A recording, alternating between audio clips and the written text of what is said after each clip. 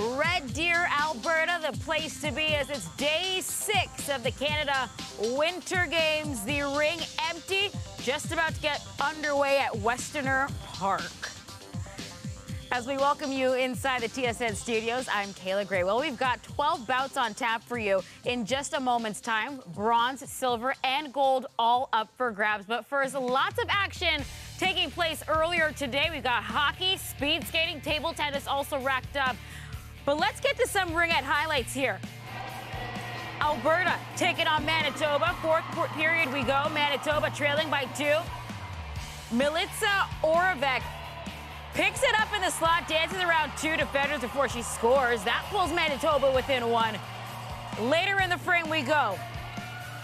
Alexi Cavadis takes the cross-seam feed, makes no mistake about it. Manitoba trail by as much as 4 goals in this one, and they tie things up to force overtime. The first OT would solve nothing. In double OT, though, Elena Lesperance already with a hat trick in this one, and she skates in and buries her 4th of the night. Manitoba's flag bearer at the opening ceremony is completing the comeback.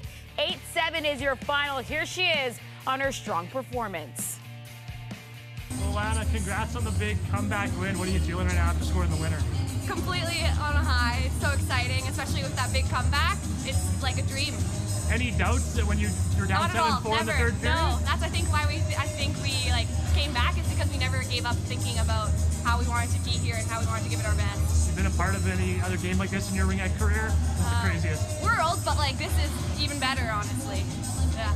Looking forward to the rest of the tournament? 100%, yeah.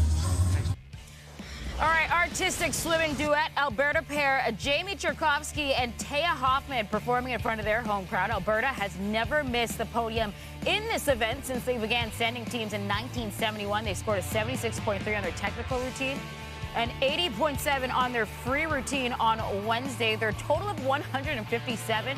Good to beat Quebec for gold. And the province capturing their first artistic swimming gold medal since the year 1995. Coming up, bronze, silver, and gold all up for grabs as we have the boxing finals for you on TSN 3 to get you all set up. Let's go to Pat Fiacco and Dustin Nielsen. Gold, silver, and bronze on the line in 6 different weight classes here at the Canada Games in Red Deer. And Pat, like usual, the province of Quebec sending a strong contingent of fighters. They always do, and they've haven't disappointed here. Ontario also has sent a strong team, and they're represented very well here tonight. Are there a few names there that stand out from Quebec and Ontario for you? Yeah, absolutely. From Quebec, 56-kilogram category, Avery Martin-Duval. He's at 55 bouts, one of the most experienced boxers here. Great technical boxer, strong, quick, and he's going to be a treat to watch. 75-kilogram category. This bout is the gold medal bout's going to be fantastic. From Ontario, we have Mohamed Zawadi. Zawadi's a tall boxer, but very good technician, and he throws really, really heavy punches. His opponent, Janik Lacroix from Alberta, is shorter than him, tough as nails, and you don't know where those punches are coming from. So that's going to be a really entertaining bout. Yeah, that'll be a good one. And then we've got 11 others on the line as well, as there are 6 gold medals up for grabs here at the Canada Games in Red Deer. The Red Deer 2019 Canada Winter Games are presented by Nova Chemicals. Nova invests heavily in communities where we live and work. Sustainability is a team effort. Thank you for letting us be a part of the team. By Shaw, the official telecommunications provider of the Canada Games. By Winmar Restoration, offering complete residential and commercial property restoration services with 24-hour emergency service and a response time that can't be beat. By Nosac Food Group, serving Central Alberta for over 36 years. And by ATB. ATB is proud of you, Alberta, and proud to support the 2019 Canada Winter Games. The future of Canadian boxing on display at the Canada Games in Red Deer. Thank you very much for joining us. We have 12 belts on the card here tonight, and we will start with the 56-kilogram bronze medal battle. Jawad Mikhail coming out here, fighting out of Winnipeg with the Alliance Boxing Club. He has a couple of wins already at this event. And I would expect him to bring everything he's got to the table here with a bronze medal on the line, Pat. Yeah, absolutely. The one thing with Jawad that he's shown in this tournament so far is that he is in it to win it, and he's had some tough bouts, but brings 100%, and you're going to see that when the bell rings. And that is a look at Nova Scotia's Matthew Fraser, 2018 Canadian Championship gold medalist in the 49-kilogram weight class, now fighting at 56 kilograms. He had a loss to Cole Brander in the semifinals. Brander will be fighting in our next fight here, but Matt Fraser is a guy who has a lot of potential in the future of Canadian boxing here as well. Ladies and gentlemen, here is tonight's first matchup. In the 56-kilogram category, fighting for the bronze medal.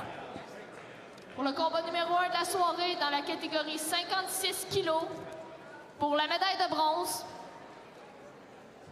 In the red corner, Dans le coin rouge, fighting out of Manitoba, Jawad McHale.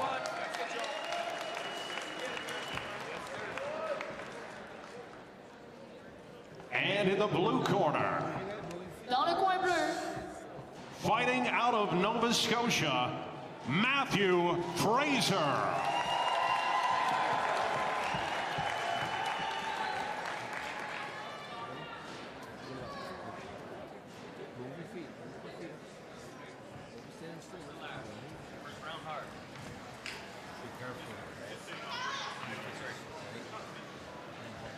It's Matthew Fraser and Jawad McHale, our first a bronze medal on the line here in the 56-kilogram weight class. Pat, what type of fight are you expecting? Well, they're gonna, about 15 seconds from now, you're gonna start seeing them throw a lot of punches, and probably even sooner than that. Three rounds, 3 minutes. So we were talking about it earlier, and there comes Fraser pushing the pace a little bit here in the early going. They don't really have a lot of time to feel each other out, do they, Pat? No, they don't. It's only 9 minutes of action, and they've got to impress. They've got 3 minutes in each round to impress the judges and throw and land as many punches as they possibly can. Right off the bat, you'll notice with young Fraser, he throws straight punches. Oh, what a fury here in the first 40 seconds as they exchanged a couple of pretty heavy blows, Fraser and McHale, and Fraser trying to push in again. Now they're gonna separate for a little bit, but we saw excellent exchange here in the first minute of action. Like Pat had mentioned, just 9 minutes to send a message to the judges. Now Fraser in again, and a good response from McHale, a nice counter which backed Fraser up a little bit. You're going to see Fraser actually push the action. He's done it throughout the competition. He'll go in, he'll throw a couple of punches, nice combinations, and move back, and then move back in again. You'll see it here shortly. And we just saw it a moment ago, a quick left and a right. A good job there by McHale. Great counter punch. Step back now he will. Fraser again into the corner here against McHale. Gets underneath him a little bit. And our official, Jamie Vargas, will step in. Give him a caution for his head. They got to keep their head not in front of their forward foot. And of course, it can't be below the belt line. Fraser aggressive again. I like the way McHale's been able to counter so far, though. Well, he's taking advantage of his height. He waits for Fraser to come in, and then he throws a counter punch. Fraser that time ducking underneath a right hand from McHale. Fraser in again. McHale with a nice counter again, and they'll exchange some heavy blows in the corner. Now Fraser gets turned around back into the corner here, maybe momentarily, able to pace his way out. Really important for our viewers to understand that a scoring blow is when the glove, knuckle portion of the glove, lands on the front or side of the head or body and above the belt line. It's got to be a quality blow. So these punches that they're throwing that are landing on the arms and the shoulders aren't counting. Great left hook thrown by Fraser. Oh, Fraser took a shot, but then he landed a heavier one with his left hand. And it looks as though, you know, both of these guys have done a pretty good job with the counter punches so far when the other guy shows a little bit of aggressiveness. Well, this is a very close round. It can go either way here for this round. 5 judges scoring the round, and we'll work our way through that at the end. With 10 seconds left, there'll be a quick tie-up here, and we'll enter the final 10 seconds of round 1 here between Fraser and McHale. Fraser with a good left takes McHale to the ropes, and then they exchanged a couple of more heavy blows and end the round in a tie-up. And if we've got 12 more bouts like this, or I should say 11 more bouts like this, we're going to be in for a very fun night here in Red Deer. Well, you know what? This is for the bronze medal, and they're not gonna come here and not give 100% to win this medal. They're going to take a look back at a series of punches exchanged in the opening 40 seconds. Fraser going to town, and a good left that came in from McHale, and then a couple of other left hands there. One from each fighter, actually two from McHale on that replay. McHale did a really good job of counterpunching. He moved back and then came in quickly with his left hand. It's interesting the body punches that are being landed by Fraser. He's doing a good job of going to the body and to the head. And we'll see if the judges are counting those. Yeah, he'll score those if they're on the front part of the body. That's right, front or side of the body. Okay, we'll keep an eye on that as Fraser worked the body in the first round. Back underway, round two. Jawad McHale and Matthew Fraser. Okay, very good. Here's Fraser. Misses with the first one. McHale able to step back. Now Fraser comes in again, pushing him up against the ropes. How much will it help Fraser that he appears to be maybe a little bit more of an aggressor through the early stages of this fight, Pat? Well, part of the scoring criteria is competitiveness, and he's pushing the action. But at the same time, McHale's being really smart on his tactic and technique. He's letting Fraser come to him, lets Fraser throw punches. He steps back and counter punches with that left hand. McHale the aggressor on that one. Now Fraser trying to look in maybe for that body again. We saw it in the first round. Oh, head fake from McHale. Now Fraser's going to attack into the corner. And he's got his hand over top of McHale, who falls back through the ropes. McHale, unfortunately, is keeping his head down. And that's a disadvantage to himself, an advantage to his competitor, but he does that enough times, he could have a point taken away. It is a foul. If his head keeps going down like Absolutely. that? Something to keep an eye out for. Fraser trying to attack again. McHale with a counter to get out of it and back to the middle of the ring. Something to keep in mind is, as well, is McHale's a southpaw. And Fraser, when he moves to his left, that's when McHale catches him with that left hand. Here's another example of that head being down. Cautions the referee cautions him. McHale here from Manitoba. He's in the red and in the blue. Matthew Fraser from Nova Scotia. Fraser took a good shot there from McHale, a left hand that looked to connect. Great 1-2 combination. Fraser now trying to work his way in the corner. McHale again bounced away and then attacked again right away. Really, really, really smart counterpuncher. McHale, a right and then a left and then another left as he was being backed up a little bit by Fraser. Fraser's taking some pretty good shots, but he's still moving forward here. He is, but unfortunately, as he's doing that, he's also getting caught with a lot of punches. McHale watching again, seeing if Fraser's going to be the aggressor. Quick left, that didn't work. Now Fraser comes in underneath, and McHale caught him with a pretty solid left as well. Now they'll tie up in the corner, and the official will step in quickly. Less than 30 seconds to go here in the second round. Just 3 rounds in this bronze medal battle. McHale counters again. Now Fraser in a little bit of trouble. McHale stumbles, though, as he missed him with the left. Fraser's able to get away. McHale seems to have no trouble whatsoever catching Fraser with that counterpunch left hand. Fraser again steps underneath one from McHale. And that's going to do it for the second round. We talked about it. I think the story that we kind of realized developed there in the second round was the ability to counter and avoid some of these initial punches from Fraser by Jawad McHale. Well, McHale's doing a really good job of this. If you have a look at this replay, you can see Fraser pushed the action. All McHale did was step back and countered with that left hand. He's going to do the same thing here. Bang, left hand. If that's going to work for you, that's going to do very well, right? There's no reason to go away from it if you're McHale. Well, this second round, he really did a good job of landing those counter punches. Judges are scoring those. There's no question that McHale won that second round. And the first round he thought was pretty close. It was tight. It was really close. Fraser's struggling with the southpaw. Mikhail's southpaw boxer, and as an orthodox boxer, you know, the one thing you don't want to do is walk into that left hand, and that's exactly what Fraser's been doing. He just can't seem to get underneath that punch. Final round of 3, a bronze medal on the line to the Canada Games in the 56-kilogram weight class. Dustin Nielsen and Pat Bianco here with you. And it is Mikhail boxing out of Manitoba in the red, Fraser in the blue from Nova Scotia. Fraser likely needs a solid third round here, as Mikhail very good in the second. Now Fraser, a couple of body shots, comes in with the left. Mikhail trying to get away, but Fraser caught him with the left as he tried to escape that time.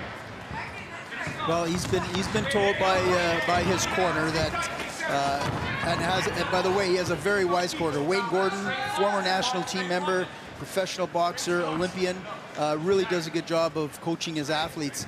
And he's told Fraser, listen, you've got to go in there and win this third round, and you've got to be aggressive and try to avoid that left hand. Whether he's going to be successful at avoiding that left hand, we will see.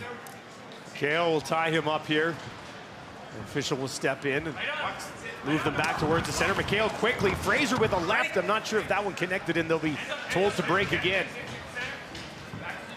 Fraser now with less than 2 minutes to work here in the third and final round of our first of 6 bronze medal battles here at the Canada Games in Red Deer. Mikhail misses with a couple. Fraser tried to get the body on the way out of that, was unable to connect. Mikhail showing some great technique here. He's moving in and out, avoiding the pressure that Fraser's trying to put on him, and again, simply counterpunching with that left hand. Great combination there.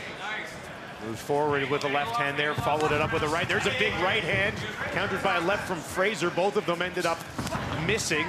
And Fraser with a couple of left jabs, trying to work Mikhail into the corner. But Mikhail, not only does he avoid those, he really attacks and counters right away. He's been doing it the entire fight. Yeah, young Fraser's really struggling landing any scoring blows on Mikhail. Is there many adjustments you can make from Fraser? You mentioned how he's having maybe some trouble with the southpaw. Is there much you can do there, Pat? Well, the mistake he's making is he's pushing. What he should be doing is letting Mikhail come to him. He's the shorter boxer. Let him come to him, and he should be countering to the body. That way he won't step into the left hand of Mikhail. Less than a minute to go here in the final minute of the final round. Fraser with a couple of lefts. Mikhail backing off there. That's what he needed to do from round 1. Throwing those straight double jabs, followed with a right hand to the body. The double jab doesn't allow Mikhail to kind of load his left. Is exactly, that? Yeah. Exactly. Now here's Fraser, Mikhail, staring each other down in the final 30 seconds. Fraser trying to work in. Quick little left. Mikhail with one of his own as well. Well, he's found a home with that straight left hand. Every time, he doesn't even bother throwing his right jab. He just goes straight with that left hand. There was a good jab thrown by Fraser. Fraser now with 10 seconds left. Big left.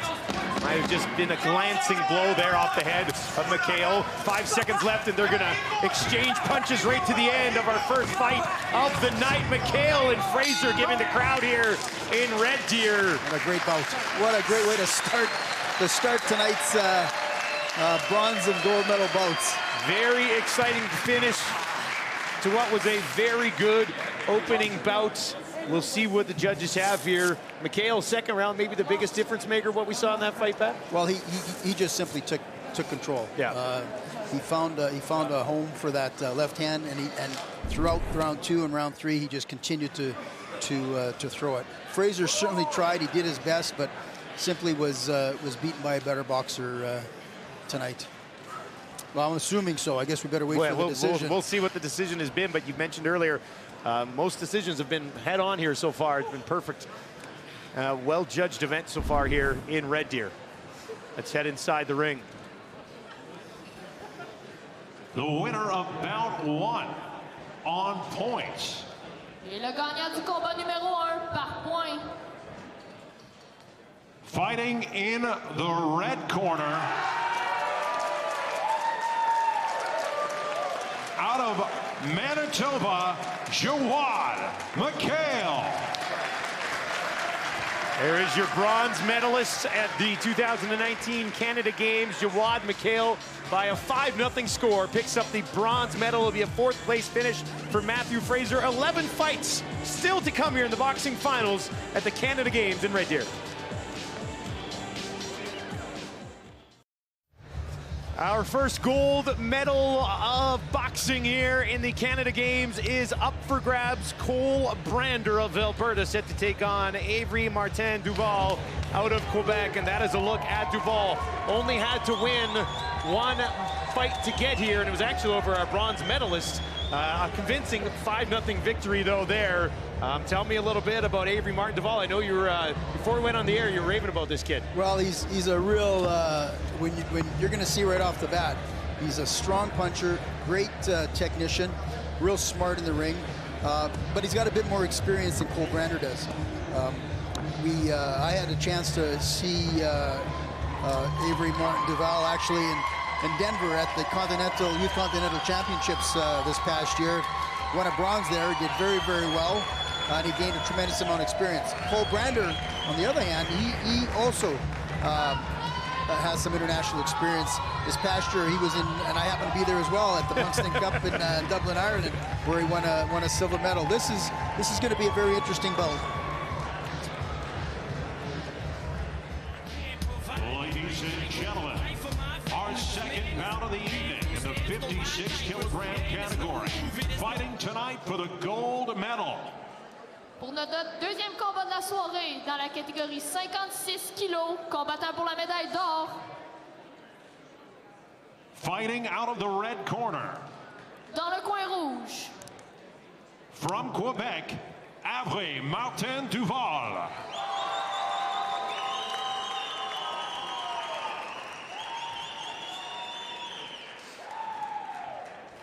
And in the blue corner, dans le coin bleu, from Alberta, Cole Brander. A nice round of applause for the Alberta boy, Cole Brander, who's fighting out of Marshall Boxing in Edmonton, and Avery Martin Duval fighting out of Quebec. And you mentioned a little bit more experience for Duval. Oh, he started boxing in 2012. Brander started boxing in 2015. How much of a difference can 3 years make at that age, if any at all? Well, it's the action in the ring. I mean, you can be in the gym forever, but unless you're actually in a bout, that's where you gain the most experience. And Duval does have a few more bouts than Brander does. But I got to tell you, when you see that they both are great technicians, the difference is that Duval is just a bit stronger. But we'll see what happens there. You don't have to be strong to win. You have to be smart. Gold medal on the line here, 56-kilogram weight class. Cole Brander in the blue out of Alberta. Avery Martin Duval in the red out of Quebec. Cole Brander's taking it to Duval right off the bat, being the aggressor, throwing straight combinations, great jabs, trying to open up for that right hand. And Brander now got a left jab, who's trying to get in there. Duval, ooh, a nice right over the top there from Martin Duval. Great left hook to the body there as well. The one thing that you're going to see with Duval is that he's not only throwing punches to the head, he's going to mix them up. He's going to go to the head, he's going to go to the body, and you don't know whether it starts at the head or whether he starts at the body. So he changes levels quite a bit? Absolutely. You'll see here. Brander trying to step in, and Duval just quickly sliding underneath that. Duval with a nice little fake on the left, tried to land the right there as well. Goes to the body with the left. Well, the style that Duval brings is very similar to Lomachenko, world champion. Moving side to side and slipping. He'll slip, move to the left, punch, move to the right, different angles. Very difficult for the opponent to figure him out. There's a great straight right hand there thrown by Duval as well. Brander doing a good job moving forward, but Duval's excellent job using that jab especially, and as you mentioned, moving both left and right, and there's a big left hand from Duval. He's got great defense. The one thing that Duval's doing is keeping his hands getting high, so as Cole Brander throws those jabs, they are being blocked. And those won't, obviously, you can throw 1,000 jabs into gloves, it's not going to get you any points. No, as long as they're being blocked, it's not going to, but he could be setting him up for a good right hand. Oh, that second right might have hurt a little bit there as Duval quickly with a left and then followed up. There's a left-right combination again, a left to the body and a right to the head. You can really see the experience here now with Duval. A step back there from Brander to avoid the right. Left to the body, right to the head again. Ooh, big left there. That one would have connected. It might have been trouble. But Duvall here in the first round taking over this fight in the final 30 seconds now for Brander. Don't be surprised if the referee steps in and gives Cole an 8 count here. Duvall misses with the left there. Soft right. Well, no, another big left to the body. And now the referee will step in and explain the 8 count and how this works. Well, the 8 count really, there's no extra points given to Duvall for that. This is to protect the boxer that got hit. It's giving the referee an opportunity to ensure that the boxer's okay, and it's giving the boxer an opportunity to recover. So just a breather. That's all it is. Just a rest and a check. This is all about the safety of the athlete. This was an amazing round for Avery Martin Duvall. He started slow the first 30 seconds, but he took over after that. He was a Canadian junior champion in 2017. That's what we just witnessed, right? That's one of the best boxing prospects in the country right there. Well, you can see the 5 years difference in experience here. There's that looping right hand that landed. There's not too many punches that Duvall throws that he doesn't miss. They're always on target. Great left hook to the body, right hand to the head, set him up beautifully. Again, same thing. That's his go-to punch. That's the one that caused the 8 count. Well, and it was a number of those combinations, right? Left to the body, right to the head. Probably about 4 or 5 of those where he almost connected on every single one of them, where eventually our official Ray Russell stepped in to give Brander a little bit of a breather. So we can say the first round likely in the hands there of Avery Martin Duvall. No question there. And again, this is the experience. This is going to be a great experience for Brander that he's gaining. He's really boxing a very good boxer with Avery Martin Duvall, and he's going to learn from this. But listen, there's still 2 rounds to go. Anything is possible. Hey, gold medal is on the line. He's in an excellent spot here. He obviously didn't fluke his way in to a gold medal match at the Canada Games. As Brander now watching, and Duvall just kind of keeping him at a distance, trying to go in there with a left, probably just missed to the left. There's a big right. Well, Duvall just switched to southpaw.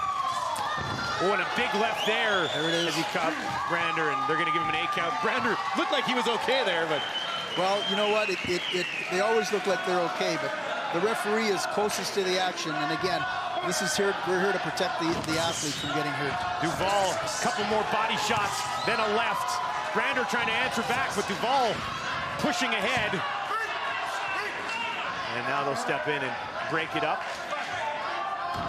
Duvall again with a heavy right hand. Every punch he throws has power behind it, Pat. Yeah, I don't think he wants to go to the 3rd round here. It looks like he's going to do what he can to try to stop this bout. A left to the body, now a big right. Brander trying to answer back, and Duvall connects with another left. Well, you know, Cole Brander is not sitting back. He's doing his best to counterpunch. Duvall is definitely carrying the action. He's the stronger puncher of the 2. Avery Martin Duvall in red, fighting out of Quebec. 90 seconds remaining here in the 2nd round. He switches once again back to southpaw. That's twice now in this round he's decided to go southpaw. And there's powerful left hook to the body. Quick right as Brander came in. Now they're going to tie each other up. Push back, and a left for good measure from Duvall as Brander got pushed away. Big right there, didn't connect. The left up underneath. Another left to the body. Brander trying to answer back. Great combination by Cole Brander. Cheers from the crowd, giving some momentum to Brander. Maybe his best flurry of the fight. It certainly was. The Alberta crowd liked what they saw from Cole Brander in that combination. Definitely the biggest cheer we've had in-house here. A pro-Alberta boy crowd. Quick left there from Martin Duvall. Well, you know what? It looks like Cole has figured Duvall's method of coming forward with that left hook to the body, right hand to the head. He hasn't been able to throw that in the last minute and a half. So what's Brander doing to avoid that? He's keeping his distance and keeping that jab out. He continues to throw that straight jab and moving back. In and out, in and out. Into the corner here with 20 seconds remaining in the 2nd round. A gold medal on the line. Avery Martin Duvall and Cole Brander. That was a good left hook to the body by Duvall. Quick left jab to the face.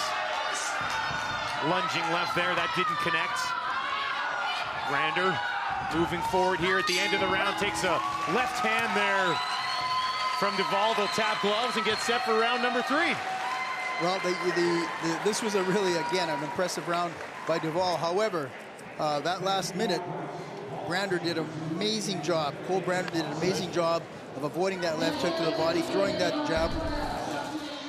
Here's a look at an early left hand from Duval. Right on the chin. Great, great punch. And then at the end, Brander decided to try to get inside, but a good job defensively there by Duval. Really didn't give him anywhere to hit. No, there was one punch that scored. The rest were on the arms and the gloves, and good movement by Duval to avoid the punches. How much can that one little flurry there that we saw from Brander give you some confidence heading into the third round, Pat? Well, a lot of confidence. He was able to connect, even though not all of them were on the target area, but he did have Duval going back, so that's important.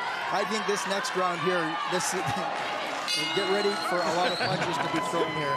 Well, that's good news. Third round, gold medal on the line. Cole Brander from Alberta in the blue. Avery Martin Duval out of Quebec in the red. Duval had a pretty steady diet of 1-2 punches there with a right and then a left, or a left rather, to the body and a right to the head, but we haven't seen that as of late. Cole Brander right now is doing a great job of throwing straight punches, then moving in with the hooks to the body. Straight punches to the head, hooks to the body. Duval back on his heels just a little bit. Brander now into the corner. They'll tie up. And the referee will step in, separate them. Quick left there from Duval. Brander answers with a right of his own. Spins around him. Brander wanted to attack right in there. And Brander, confidence probably continuing to grow here in the third round. He was pushing the action right from the opening bell of this third round. Brander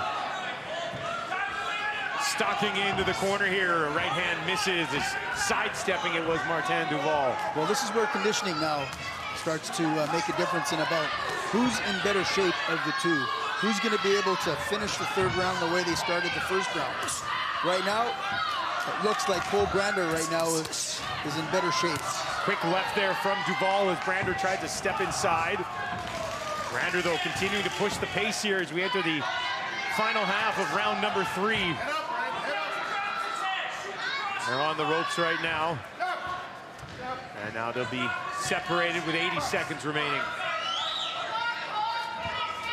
Brander trying to find a spot. Duval with a quick left. Now a right that doesn't connect. Another left. He's not throwing the same combinations that he did in that first and second round, though. So that tells me that Duval right now is tired. And if you notice, Duval's got his mouth open. Another sign that he's tired. Brander's taking it to him this third round. This is very impressive for Cole Brander to come back like he is in this third round. Brander took a right there, but still moving forward here as we enter the final minute of the gold medal match. 56 kilogram category. Big left there to the face of Brander. Time up to good uppercut. To the right inside there as we enter the final 30 seconds. Duval, quick left. Brander moving forward, the right and the left. Now a couple shots to the body. And Duval will wisely tie him up. There's no question that Avery Martin Duval is tired. Final 10 seconds, how will it play out?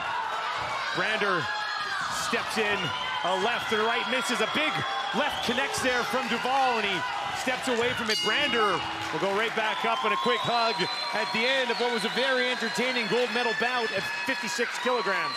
Absolutely. I tell you what, Avery Martin Duval, there's no question that he won the first and second round, but Cole Brander, in my opinion, won that third round. He boxed smart, and I think the difference was the conditioning. Young Cole Brander is in better shape than Avery Martin Duval, and I think Duval is going to learn from this bout that he can't be this tired in the third round, especially if he's going to be boxing internationally. You know, there might be some people watching who are like, well, it's 3 rounds, 3 minutes. I mean, how much conditioning you need? But it's obviously very significant for these guys. That's not easy in there, even for just 3 rounds. No, you are constantly moving around. Your arms are up the whole time. You got to control your breathing, and you're throwing punches. And that's a lot of activity at a high level in 9 minutes. Excellent third round there from Cole Brander, but will it be enough? Here's your announcement for a gold medal at the Canada Games. Bout 2 on points. Le gagnant du combat numéro 2 par point. Fighting out of the red corner, representing Quebec, Avery Martin Duval. Good decision. A gold medal for Avery Martin Duval, 5-0 on points. 1 gold medal in the books, 5 more to come from the Canada Games here at Westerner Park in Red Deer.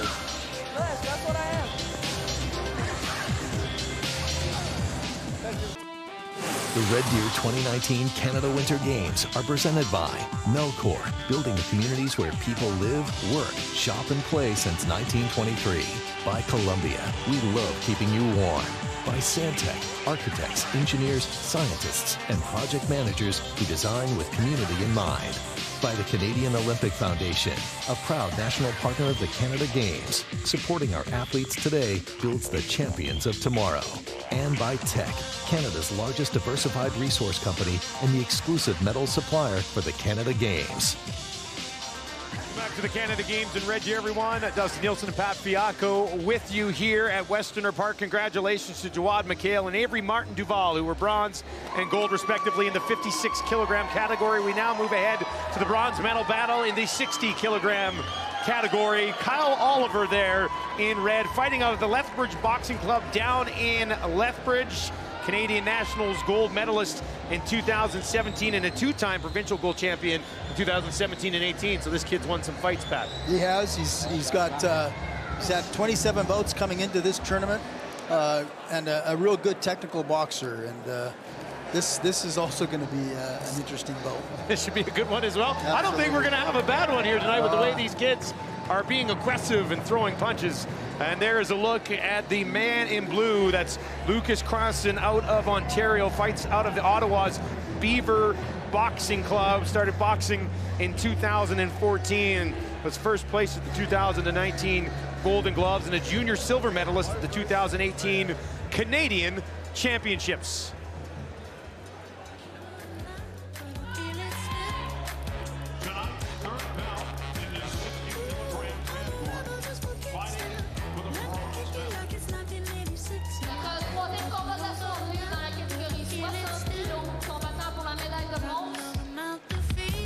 In the red corner, Dans le coin rouge. fighting out of Alberta, Kyle Oliver.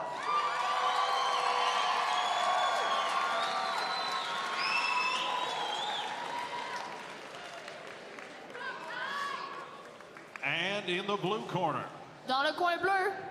fighting out of Ontario, Lucas Craston. Similar amount of bouts for these two fighters, so on an experience level, there's not really an advantage either way, is there, Pat? No, they've 28 bouts for Kyle Oliver and 20 bouts for Christopher Lucas Craston. So their experience is very, very similar. Their competitions that they've had, they've both been to the national championships, and gold medalist for Kyle and a silver medal for Christopher. So it'll be an interesting bout. We'll see how it starts. Andrew Beslin, your referee. Craston in the blue from Ontario. Oliver, the red, out of Lethbridge, Alberta. Oliver pushing ahead here in the early going. Craston light on his feet, dancing around there.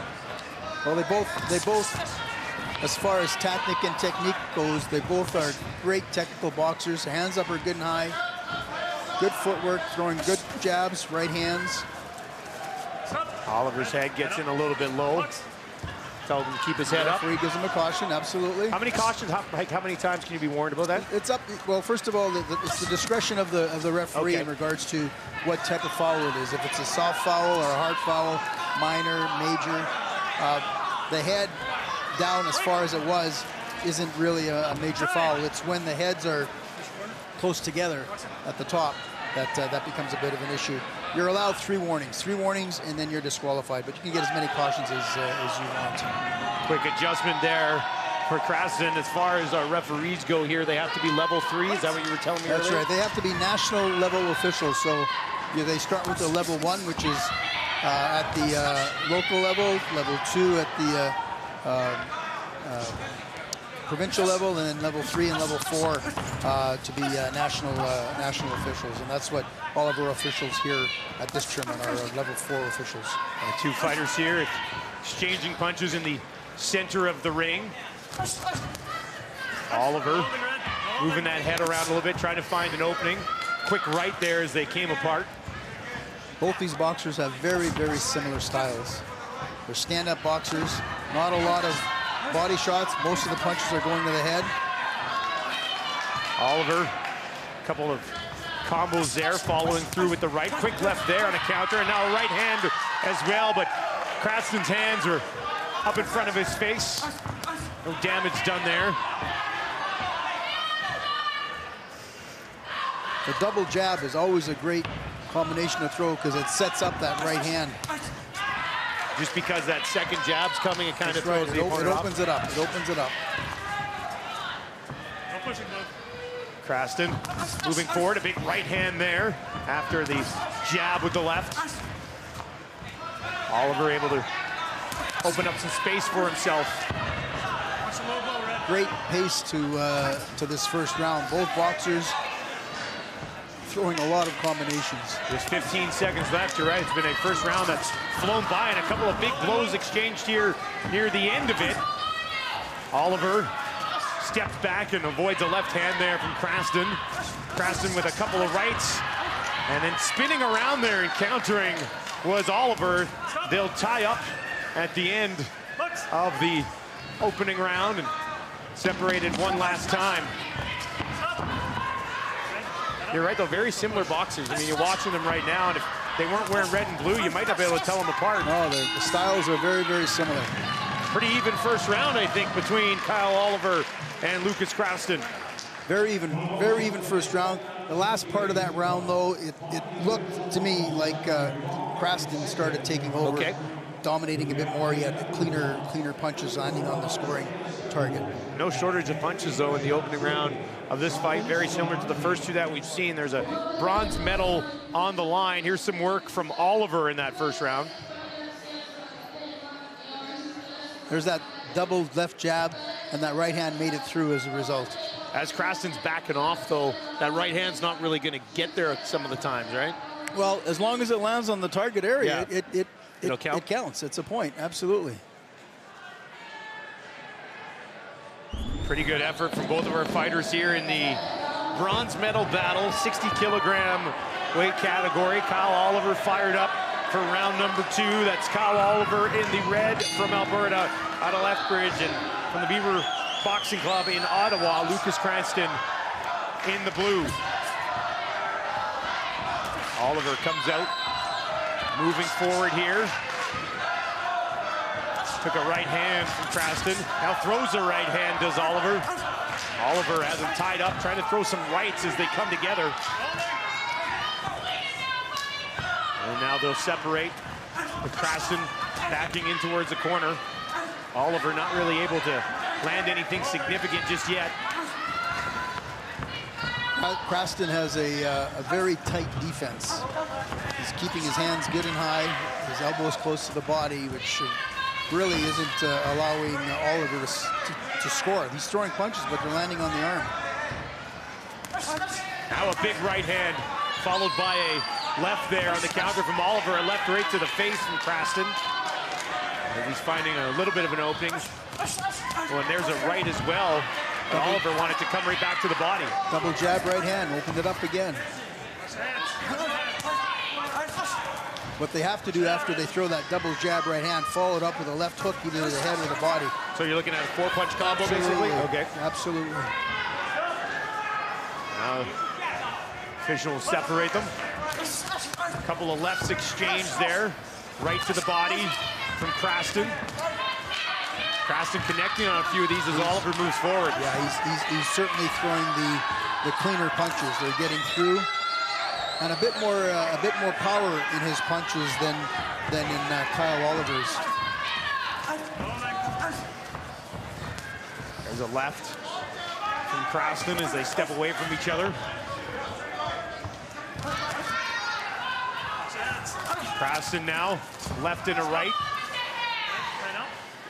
Second head up. Warning there for Oliver. And right back in on the attack there was Cranston. He's doing a real good job of throwing that 1-2-3 combination and landing. And he's not really taking much damage either, because you mentioned the way he's defensively fighting here. This bout, like most bouts, is going to come back down to conditioning. In the third round. Absolutely. And right now, I'm starting to see Kyle Oliver. His mouth is open, which means he's gasping for air. Craston right now doing a good job working both the body and the head. There's a nice left from Oliver. Good counterpunch. That was a great left hook. Stop. Time. Tangled up.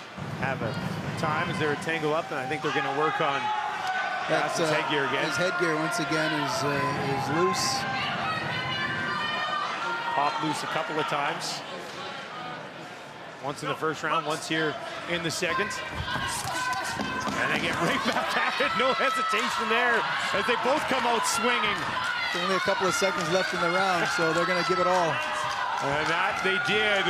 We'll see if they have time for one more. A quick little tie-up at the end after a right hand from Craston, who I would think, watching with my knowledge, had a little bit of advantage in that round. He had a good round. He certainly did have a better round. He threw more combinations, and they landed.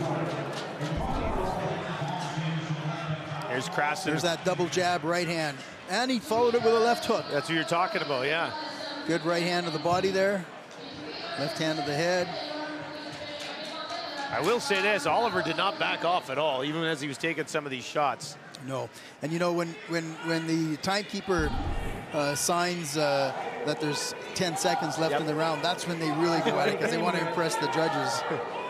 This third round is gonna really come down to conditioning once again. I'm sensing that Kyle Oliver is a bit more tired than young Lucas Craston is going into this third round. We'll see what happens here.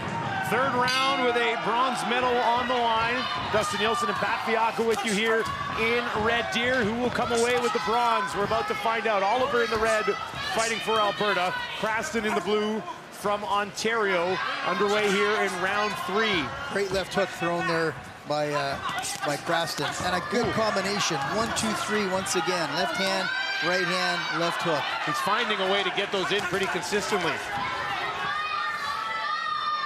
Craston moving ahead again with a quick left. And he's doing a good job of counterpunching. Yeah, because Oliver's definitely moving forward here. Well, he's been told by his corner that he's got to take a lead here. Craston waits, took a little bit of a left there from Oliver. As he give him a couple of body shots as they tie up near the corner, and will be separated. 2 minutes remaining here in the third round of our bronze medal battle at 60 kilograms. Another left hook landed by Craston. Craston again stepping under a punch there from Oliver. Oliver now with a left and a right. Well, he may be tired, but he's not going to let that get in the way of him throwing punches. He's doing what he can. Problem is that you can see his hands are starting to drop a little bit. Once again, a sign of being tired. Absolutely. Craston trying to take advantage of that a little bit. As they tie up but exchange body shots at the same time. A right hand there from Kyle Oliver.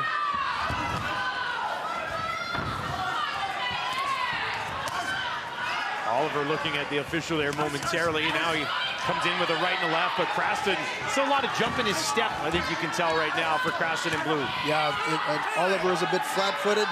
His mouthpiece just came out. Again, a sign of him being tired. Got hit with his mouth open.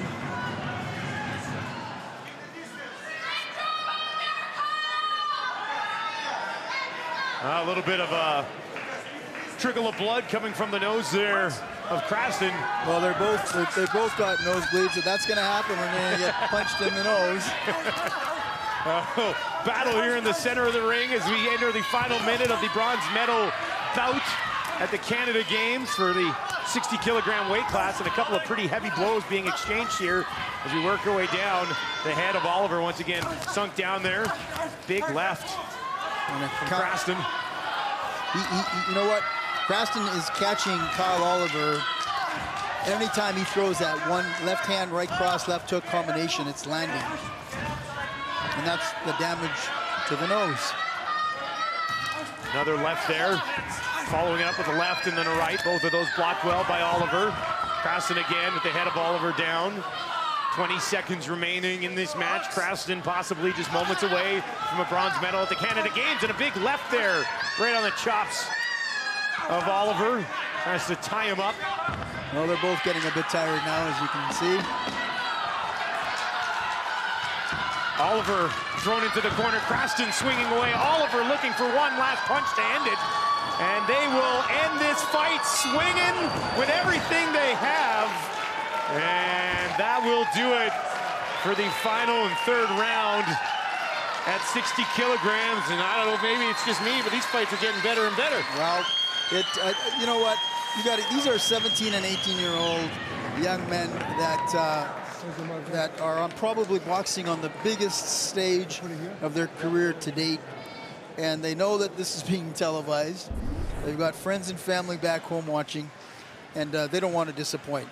Unfortunately, there's only going to be one bronze medalist, but they both are champions. Here's a look at the end of the fight where they both just decided to throw everything they had. I'll say this both about throwing combinations. Oliver goes down. He goes down swinging, and I think that's all you can ask for in a bronze medal fight here at the Canada Games. Let's go to the ring for the results. The winner of the third bout on points. Et le gagnant du combat numéro 3 par point. Fighting out of the blue corner, representing Ontario, Christopher Lucas Craston. A bronze medal for Ottawa's Lucas Craston as he picks up the victory over Kyle Oliver. And a convincing victory there from Craston. Gold medal, 60 kilograms, is on the way next. Braden Sims versus Justice Harbone, still to come here from Red Deer. Welcome back to the Canada Games 2019. We are in Red Deer, and it's the boxing finals. We are 3 matches in. It is time now for a gold medal bout at 60 kilograms. A look here at Braden Sims. Braden Sims out of British Columbia, as we've got a Western battle here for gold.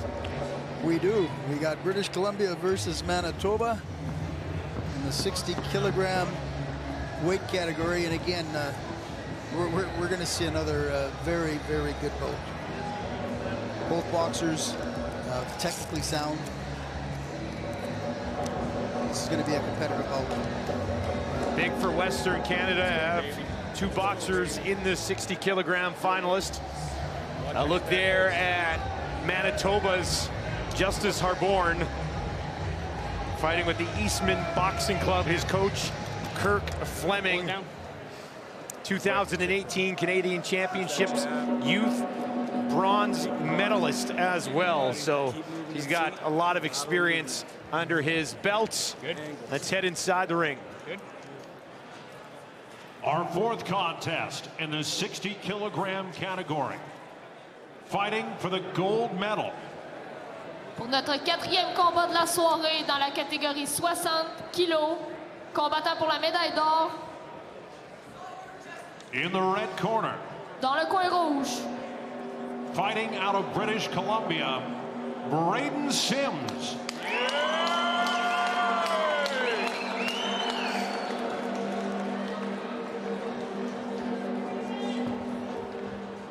And in the blue corner. Dans le coin bleu. Fighting out of Manitoba, Justice Harbone. Justice Harbone out of Manitoba. He was born in 2001, started boxing in 2011. So he started boxing at the age of 10. He's 10. So he does have a little bit of an experience advantage here in this bout.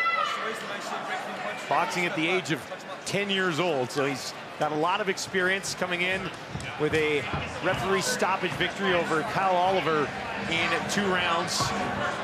Braden Sims coming in with the referee stoppage after 2 rounds as well. So both of these guys have finished fights so far this event, and there's no feeling out process this time. They come out swinging with a gold medal on the line. Well, this will be interesting because young Justice Harborn, he's had 37 bouts going into this tournament, and Braden Sims has had 18, so there's twice as many bouts for Harborn, which really helps on the experience side. And you're going to see in this bout the difference as far as skill is concerned. It all has to do with that 5 extra years of experience that Justin Harborn has over Braden Sims. And twice as many fights as Pat mentioned. Sims holding his own right now. Harborn, though, throwing some heavy shots. There's a big right, followed with a left. That one just missed. Another right from Harborn. Now one to the body, through a left as well. That one didn't connect, though. Well, unfortunately for Braden Sims, he doesn't seem to be able to be blocking either the left hand or the right hand of Justin Harborn.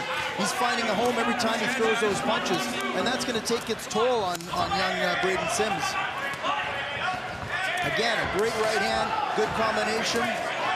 Harborn moving forward here. Sims trying to go to the body, but as Pat mentioned, Harborn connecting on a lot of his punches so far. There's a right hand, another right. That one just over top. Misses with a left hand as well, and Sims escapes. Backs off a little bit. Left to the body from Harborn. A right. Another left to the body. A right to the body. A left to the head. Another left to the head. Harborn is really landing some shots. Well, he's mixing his punches up. He's going to the head, going to the body, going to the body, going to the head, and he's confusing Braden. But this comes back down to that experience. There's no question that those 37 bouts over the 18 bouts of Sims is making a difference. Here. But Braden Sims isn't allowing that experience to get in the way of his efforts. He's doing what he can. Took a big right to the head, did Sims, and then a left as well from Harborn, who does look very comfortable in the ring. He really does. Yeah, you can tell that the experience makes a difference. His defense is better, his combinations are better, his punches are stronger. Great combination there. Don't be surprised that if the referee soon on the next tough combination throwing to Sims doesn't step in and give an 8 count. There's a right hand to the head. You saw Sims' head pop back a little bit. Misses with a couple as Harborn ducks underneath. Those punches to the body take its toll as well. Those are hard, heavy shots to the body here of Sims. Now Sims tries with the left, doesn't really connect. Harborn, another left to the body, right in the stomach. But a good counter punch by Sims. He came back with a good left hook to the body and a good left hook to the head. Harborn left to the body, another one that's blocked. Left to the head. Sims swinging away as well, though, as they get near the end of the first round. Wow. A couple of heavy lefts exchanged right at the end. You know, Harborn throwing some heavy shots, but Braden Sims landing a few of his own. I'd like to have a punch count on this round of boxing because these young guys threw a lot of punches. I don't think you could go high enough. Like they were throwing punches the entire time. There was no feeling out process here. It was straight to punches. No lulls in the action either. There's that left hand to the body by our good friend Harborn there. He's not disappointing. Big right to the head as well. Look at that combination. All 3 of those punches landed. Right hand to the head, left hook to the head, right hand to the head. And you can land on all 3. You're going to score points in a hurry, aren't you? This was a big round for Justice Harborn, a big round. Now, that was a very fast pace. Can they keep up this pace for another 2 rounds is going to be a very, very good question. Listen, look and see Sims in the corner. He's bouncing on his feet, ready to go. Harborn, on the other hand, stayed on his stool right to the end of the rest period. We'll see if that leads us to an interesting second round. They're back at it, and they're throwing punches again. Sims in the middle of the ring. Harborn with a left and a right. Big combination. Another big right there as Sims tried a combo of himself, but Harborn was able to connect with the right. Now tried to go to the bodies. Sims with the left. A little bit of blood coming from Harborn's nose. Sims now. A couple of shots as Harborn ducked low. Sims pushing ahead here. Well, this is interesting. Harborn has his mouth open, looks tired. Sims, on the other hand, pushing the action. Straight punches, not a lot of power, but he's landing. The conditioning, as I said it from the first bout, we started really does make a difference in this great sport of boxing. Seeing it factor in a little bit, I thought you made a good point. Harborn was on his stool until they took it away from him. For him to get back out here in the middle of the ring. Look at this, look at this. The exact opposite of what happened in the first round is happening in this second round. Sims is pushing the action, and he's the one throwing the combinations and landing. There's a left and a right from Sims. Harborn tried to answer. Uppercut from Sims, that just missed. Now a couple of shots to the body. Harborn defensively there, his hands up, protecting his head. A left, that didn't land. Good left hook. Good left hook by Sims. Sims with the left jab. A couple more from Sims as he moves forward here on Harborn. Step back nicely, missed the right of Harborn. Well, I'm telling you right now, Sims at this rate is in far better condition. Harborn looks tired, looks very tired. His mouth is open, he's breathing heavy. Sims ducks under an attempt there from Harborn. Sims looks relatively fresh. Well, and Harborn is now starting to telegraph his punches, which means Sims can see him coming and he's going to be able to block him or move away. Good combination, though, by Harborn. He's maybe tired, but he's still giving it an effort. Yeah, left and right there. The managed to definitely land the right. Now Sims with a couple of quick punches to the body. Harborn trying to answer back. Misses with a big right hand. Left hand hook to the body there. Good left hook. Good left hook there. Sims now connecting on more punches here in the second round than he did in the first as we enter the final 30 seconds of the second round. This was a really good round for Sims. Really good round. Look at that great combination. And again, it comes down to Harborn just being tired at this stage. Big left there from Sims as Harborn tried to attack, connected with a head. A right hand from Sims as well. A left from both competitors. Wild left hand misses from Harborn.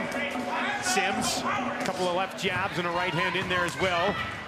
Harborn trying to throw some left, misses with a big right, and Sims with a couple of shots to the head as the second round comes to a close, and with a gold medal on the line here, setting up a very important and what I think will be a very interesting third round. This was a big round for Sims. He carried the action. Harborn was tired. Right now, if you look in this corner, he's tired. Here's the combinations thrown by Sims. A couple of left hands there after managing to duck under the right. 1-2 combination by Sims. Situation where Harborn just maybe gassed out a bit in the first round, because he had an excellent first round. He really did. But he went hard. But if you're going to go hard like that, you got to be able to do it in all 3 rounds. And if you look at Sims, he had a stronger second round than he did a first round. I'm looking in the corner of Harborn right now. He's still on his stool. His hands are down, and he is tired. Let's see if he's got enough gas in the tank and gets that second win for this third round. Can he find something with a gold medal on the line? A couple of heavy blows exchanged there. Harborn with some power, a big left to the head of Sims. Sims able to counter now. Coming up underneath with one of his own. Harborn. What a great bout, though. What a great bout. It looks like he's got a little more jump in the third round than he did in the second. I'll say that. Well, we'll see if he can carry it for the full 3 minutes. Still needs to go 2.5 minutes. Sims there with a combination, and a couple of the left one looked like it caught Harborn on the head. Now left to the body from Sims. Good head movement by Sims, bobbing and weaving, making Harborn miss. Sims moving forward, a left to the head, blocked. Harborn lunging ahead with a right, unable to connect. 2 minutes. Sims in the red from British Columbia. Sims is landing more punches on the target area than Harborn is this third round. They may not be hard punches, but he's landing at least 2 to 1. A big right there from Harborn as he tries to counter. Sims pushing ahead, another right from Harborn. Sims to the body with a right and a left. Left to the face, Harborn with a left, but you're right, it's a 2 to 1 margin here for Sims. They'll tie up with 90 seconds remaining. One of them 90 seconds away from winning a gold medal at the Canada Games. Sims connects with a left to the face. Dives underneath a right from Harborn. This bout is going to be determined on conditioning. The experience that Harborne has is certainly greater than Sims, but the conditioning that Sims has is better than Harborne, and that's what's making the difference. Good left jabs being thrown by Sims that are landing on the target. I just have to look at the nose of Harborne for evidence of that. That was one of the best jabs that we've seen so far in this bout, connected with another left hand as well. They continue to throw, now up along the rope. Sims has Harborne there. And they'll tie up again with 40 seconds left. Well, Harborne holding on to Sims, getting a caution from the referee for doing that. Good jab again by Sims. Sims looking to finish strong here after an excellent second round to take the momentum away from a tired Harborne. All Sims has to do is throw a 1-2-3 combination and move away. Harborne is just too tired right now to do anything. 15 seconds remaining here in the gold medal 60-kilogram bout. Sims, right. There's 10 seconds left in this round, and they're going to go all out right now. Sims, a number of shots to Harborne. Harborne wobbly. Wow. As the bell rings and Sims is fired up. He's got blood all over his shoulder from Harborne. And an excellent effort from British Columbia's Braden Sims, specifically in the second and third rounds of this fight. Well, and you got to give, I mean, Harborne may have been as tired as he was, but that didn't stop him from trying to throw those punches. He just didn't have anything on him, that's all. A good look here There's at that Sims. jab. There's that beautiful left jab by Sims. Catches him every time. It's funny how a fight turns around like that. Switch like that after the first round. You mentioned, you know, there's still time here. We'll see what happens, because Harborne looked terrific in the opening round, but Braden Sims doing a very good job in rounds 2 and 3. Let's head inside the ring for results. Well, this had everything to do with conditioning. We'll see if the judges, how the judges saw this this very important gold medal bout.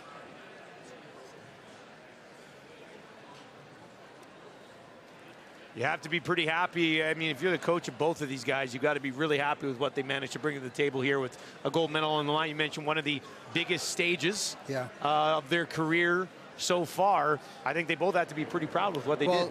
I'll tell you what, the reason why this is taking so long is this was, the bout was tied. Okay. The judges had it even throughout 3 rounds. So what happens now is the judges will either press the red button or the blue button to determine straight up a winner. To determine the winner. Exactly. 5 judges, and both of these young fighters, obviously a lot of respect. We've seen a lot of respect in the ring tonight in all of our bouts so far, in this fight coming right down to the wire. So the 5 judges will all just simply at this point now say blue or red, and that's how the winner will be determined. And that's exactly what we're doing right now. They're determining whether it's going to be red or blue. And that's why they have 5. So one of them will get 3, the other 2, and that'll be our gold medalist. But the emotions going through these 2 kids right now, obviously very proud. And now at this point, knowing that it's anybody's fight and it's anybody's gold medal in the 60-kilogram weight class. Well, it's too bad there's got to be a winner and a loser in this bout. Well, they both put in an excellent effort. Harborne dominant early. Sims coming back very well in rounds 2 and 3. Sims, a nice glance over there to Harborne. You can even just look at the way this fight ended with the way they are right now. Harborne still looks pretty exhausted, and Sims looks like he's going another 3 rounds right now. The adrenaline is pumping with him. Now, how like this is taking a little while. Is this, when it gets to this point, does it usually take this long, or is this taking longer than usual even? Oh, we do have the results. This is normal. Let's head to the ring and find out who's going to win the gold medal. When the judges have it, the judges' here we go. scorecard at ringside. The winner of bout number 4 on points. Et le gagnant du combat numéro 4 par point. Fighting out of the red corner from British Columbia, Braden Sims. Braden Sims, your gold medalist at 60 kilograms. And it was close. That's probably the guy we would have thought got the job done as well, though, Pat? Absolutely. as we said throughout the bout, Sims got stronger. And a great decision here. This was the right decision. British Columbia's Braden Sims, a gold medalist at the 2019 Canada Winter Games.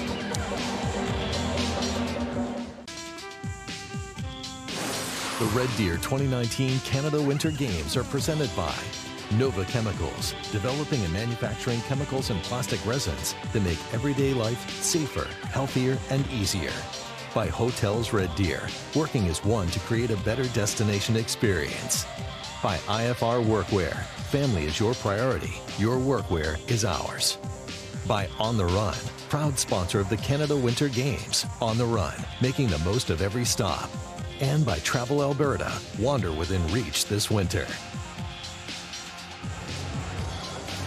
Our night of boxing in Red Deer, the Canada Games continues. Dustin Nielsen and Pat Fiacco with you, and we move along here to the 64-kilogram bronze medal bout. Nick Callahan fighting out of Newfoundland, Labrador with the TRC Boxing Club. He's coached by Jason Hayward, and he was a provincial bronze medalist in 2015. Started boxing at the age of 13, so he can burn off some energy. That's always nice. If you need to burn off energy, there might not be a better way to do it than inside the boxing ring, and that's what Nick Callahan, that's how he started, and now here he is fighting for a bronze medal against this man, Mason Galvao, out of Ontario, from Burlington, Ontario, fights with the Bay Area Athletic Club, and he actually started in karate and martial arts and moved into boxing now, and obviously has found a way to have success here, Pat. Well, he certainly made the right decision moving into the better sport. No question about that, but I'm a bit biased when it comes to combat sports. It's both these boxers are going to have similar styles. It'll be good. Tonight's fifth contest in the 64-kilogram category, fighting for the bronze medal. Pour notre 5e combat de la journée, dans la catégorie 64 kilos, combattant pour la médaille de bronze. In the red corner, Dans le coin rouge, fighting out of Newfoundland and Labrador, Nicholas Callahan.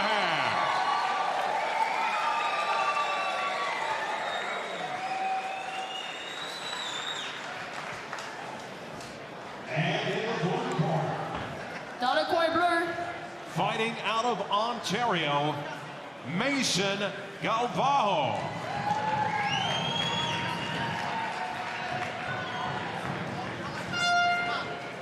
Bronze medal on the line, 64 kilograms, Nicholas Callahan versus Mason Galvao.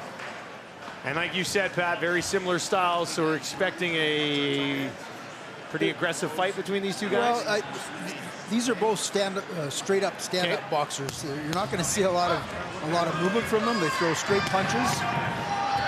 That's what we've seen going into the tournament in their previous bouts. Galvao, a two-time Golden Gloves champion in the blue, out of Ontario.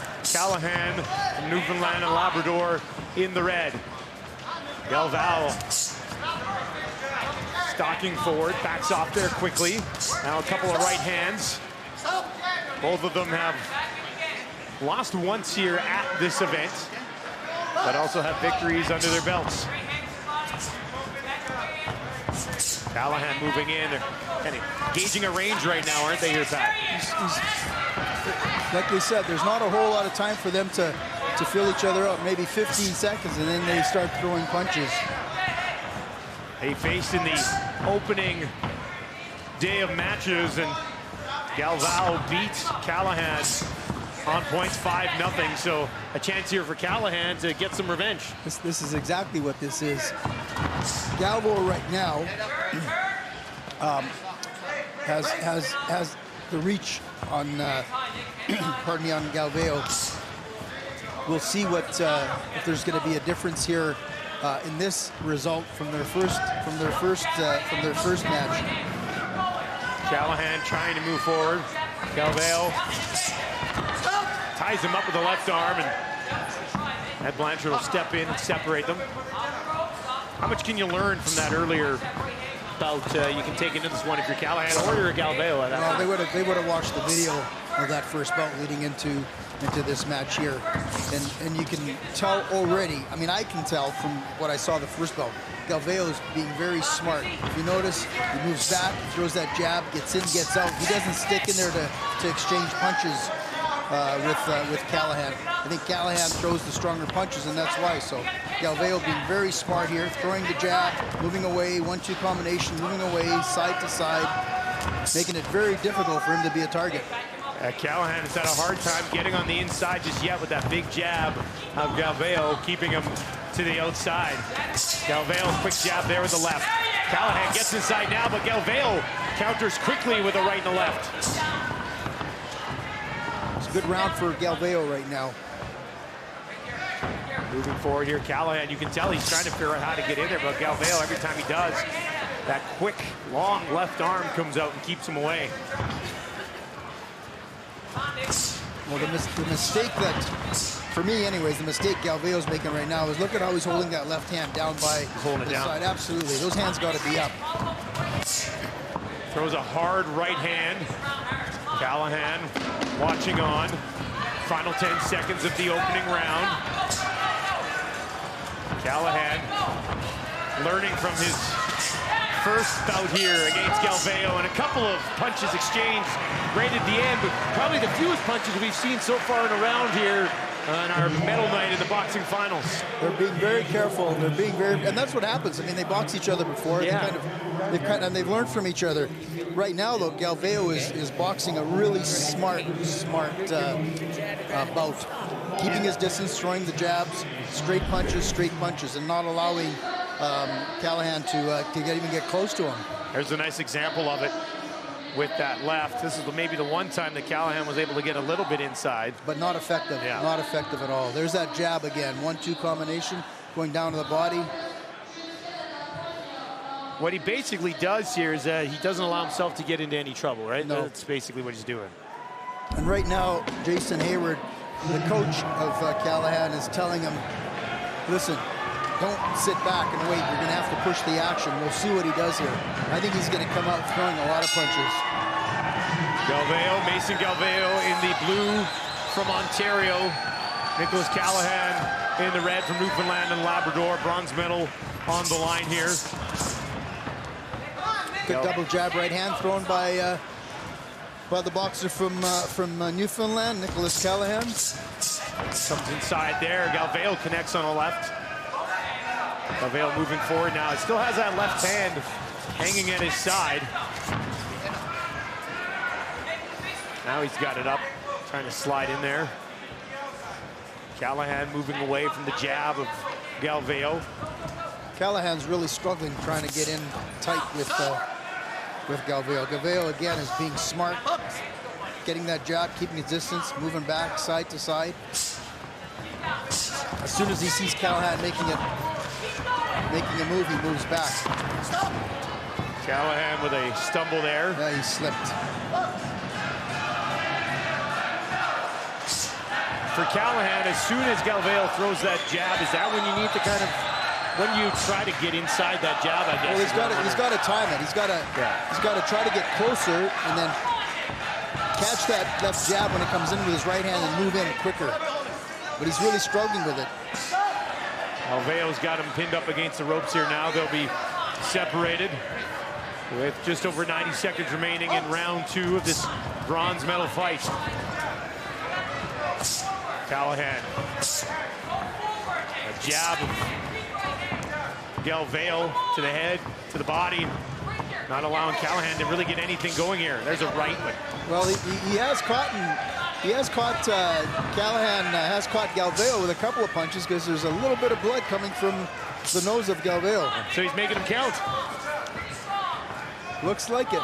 Galveo waiting. Problem is that Galveo is landing 2 or 3 punches to every one that Callahan is landing. Galveo with a left jab there. Now a couple of shots to the body. Another one now to the head. Galveo trying to attack, and Callahan sneaks underneath there, and they'll get him separated again. And a quick warning there to Callahan. Galvao working in, Callahan a wild right, that doesn't connect with the body. And Callahan is really struggling to find the target on Galvao. He made a counter a couple of times, make him bleed, but not enough. There's not enough punches being thrown for him to win the round. Big swooping right hand there from Galvao, didn't do much damage. Now Callahan gets inside momentarily, but Galvao will tie him up. Just over 10 seconds remaining here in round 2. We'll see if they open things up a little bit at the end of the round. And Callahan is trying really hard to get in, but Galvao is doing a real good job on the defensive side, moving away side to side, keeping his distance, throwing that jab out there, and it's really frustrating Callahan. You can see the frustration in the corner. You mentioned the side to side there. I mean, when you throw that in with everything else that he's doing, it makes it that much more difficult. Absolutely. You can't hit a moving target, and right now Galvao is doing a good job of doing such. There's a great right hand, straight right hand that landed right on the target. Galvao started boxing in 2012, here in 2019, trying to get his hands on a bronze medal at the Canada Games. His only loss so far here was to Alex Bulgaroo, who we'll see in the gold medal match at 64 kilograms. And this will be an interesting third round. There's no question Callahan knows he's got to go in there and do what he can to win this round. Callahan needs to open up, but Galvao is not giving him the opportunity to do that through the opening 2 rounds. Round 3, here we go. Bronze medal up for grabs. Galvao, quick left. Callahan tried to get one in there as well. Just doesn't have the reach that Galvao has. No, Galvao's doing a really good job of using that left jab to keep the distance. You know, when Callahan wants to open up, Galvao's fine with doing that as well, we've seen here. Galvao, another left. That one to the chest area. He's doing a real good job throwing that left jab. Callahan got a left in there. Steps back to avoid a right from Galvao. Galvao stepping back. Callahan trying to move forward, but look at Galvao. Good defense. Good defense. Dodging those punches with quick movement of the head. Now Galvao moves forward. Callahan. Galvao's hands are dropping, though. He's got to keep those hands up. You see the right one even coming down a little bit now, too? That's right. And that's fatigue. It's going to happen. Like they tied up along the ropes. Ed Blanchard let them continue, at least momentarily. Now he'll step in here with 90 seconds remaining in the 3rd round of this battle for 3rd place. Galvao, strong left hand there. He's certainly landing that jab every time he throws it. The right hand, too, as they're tied up. Now they'll try to separate. Crowd here in Red Deer starting to get a little bit fired up. Nick Callahan out of Newfoundland Labrador got a pretty big cheer at the beginning of the bout. They're trying to get him going now. I think the Newfoundland hockey team is in attendance, so giving him that extra cheer. Callahan with the left there. Now uppercut with the right, but Galvao bouncing back nicely, and they'll tie up momentarily again. Galvao with the left, and then tried to throw a pretty strong right hand there as well to the body. Callahan with just 30 seconds to work. Galvao right in the left. All Galvao has to do is just move around, throw that left jab, follow it up with a right hand once in a while, but just keep moving. Galvao, there's another jab with the left. Callahan jumping forward, can't connect with anything. Galvao with another left and slid in under the hands of Callahan, tried to connect with the right as well. Galvao took a good left there from Callahan and answers back with a right of his own, right to the face. And the crowd's gonna bring both of these fighters home at the end of this bronze medal match. Galvao with a flurry right at the end of what was likely a bronze medal performance for Galvao out of Ontario. Yeah, you know what? He really boxed smart this bout. He was the taller of the two, and he used that left jab, that reach that he had to keep Callahan away, and he did a good job of that. At the beginning of the third round, we saw both of them open up a little bit. Callahan here trying to get something going. Both landing a few decent shots to the body there. Yeah, at least. great. And it's good. I mean, the body's a bigger target than the head. You'd think that there'd be more punches thrown in the body. That does make sense. I don't know why I've never thought of that before, but you're right. That's a much bigger target. And trust me, it hurts. I think I saw Callahan a couple times kind of wincing a little bit. Let's head into the ring for your results on this bronze medal. The judges' scorecard at ringside. The winner of bout 5 on points. Et le gagnant du combat numéro 5 par point. Fighting out of the blue corner from Ontario, Mason Galvao. Mason Galvao out of Ontario, a bronze medal. And that is the second bronze medal for Ontario here on a night of boxing that continues with gold medal in 64-kilogram weight class. Coming up next from Red Deer. A gold medal, another gold medal, I should say, up for grabs here in Red Deer, 64 kilograms. It'll be Sammy Morissette versus Alex Bulgaroo. And there's a look at Sammy Morissette out of Montreal, Quebec, boxing with the Underdog Boxing Gym, a youth bronze medalist at the 2018 Canadian Championships. Got in here with a 5-0 win in his one fight leading into this over Jerome Leroyer.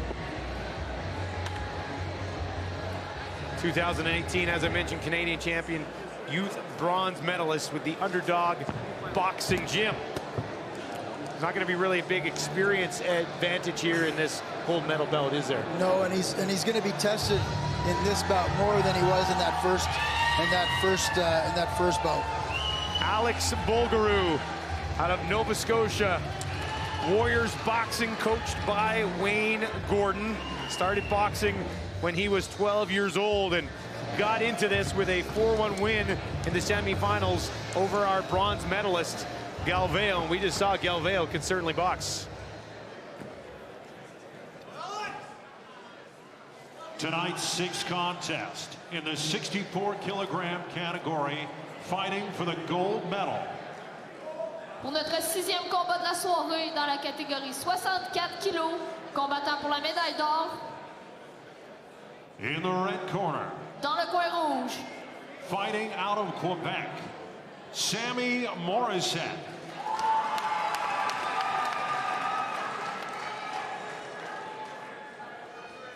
And in the blue corner. Dans le coin bleu.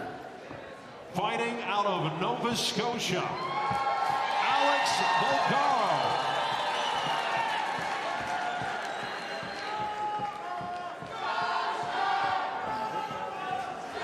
Sammy Morissette, Alex Bulgaroo, ready to go here with a gold medal, 64 kilograms on the line.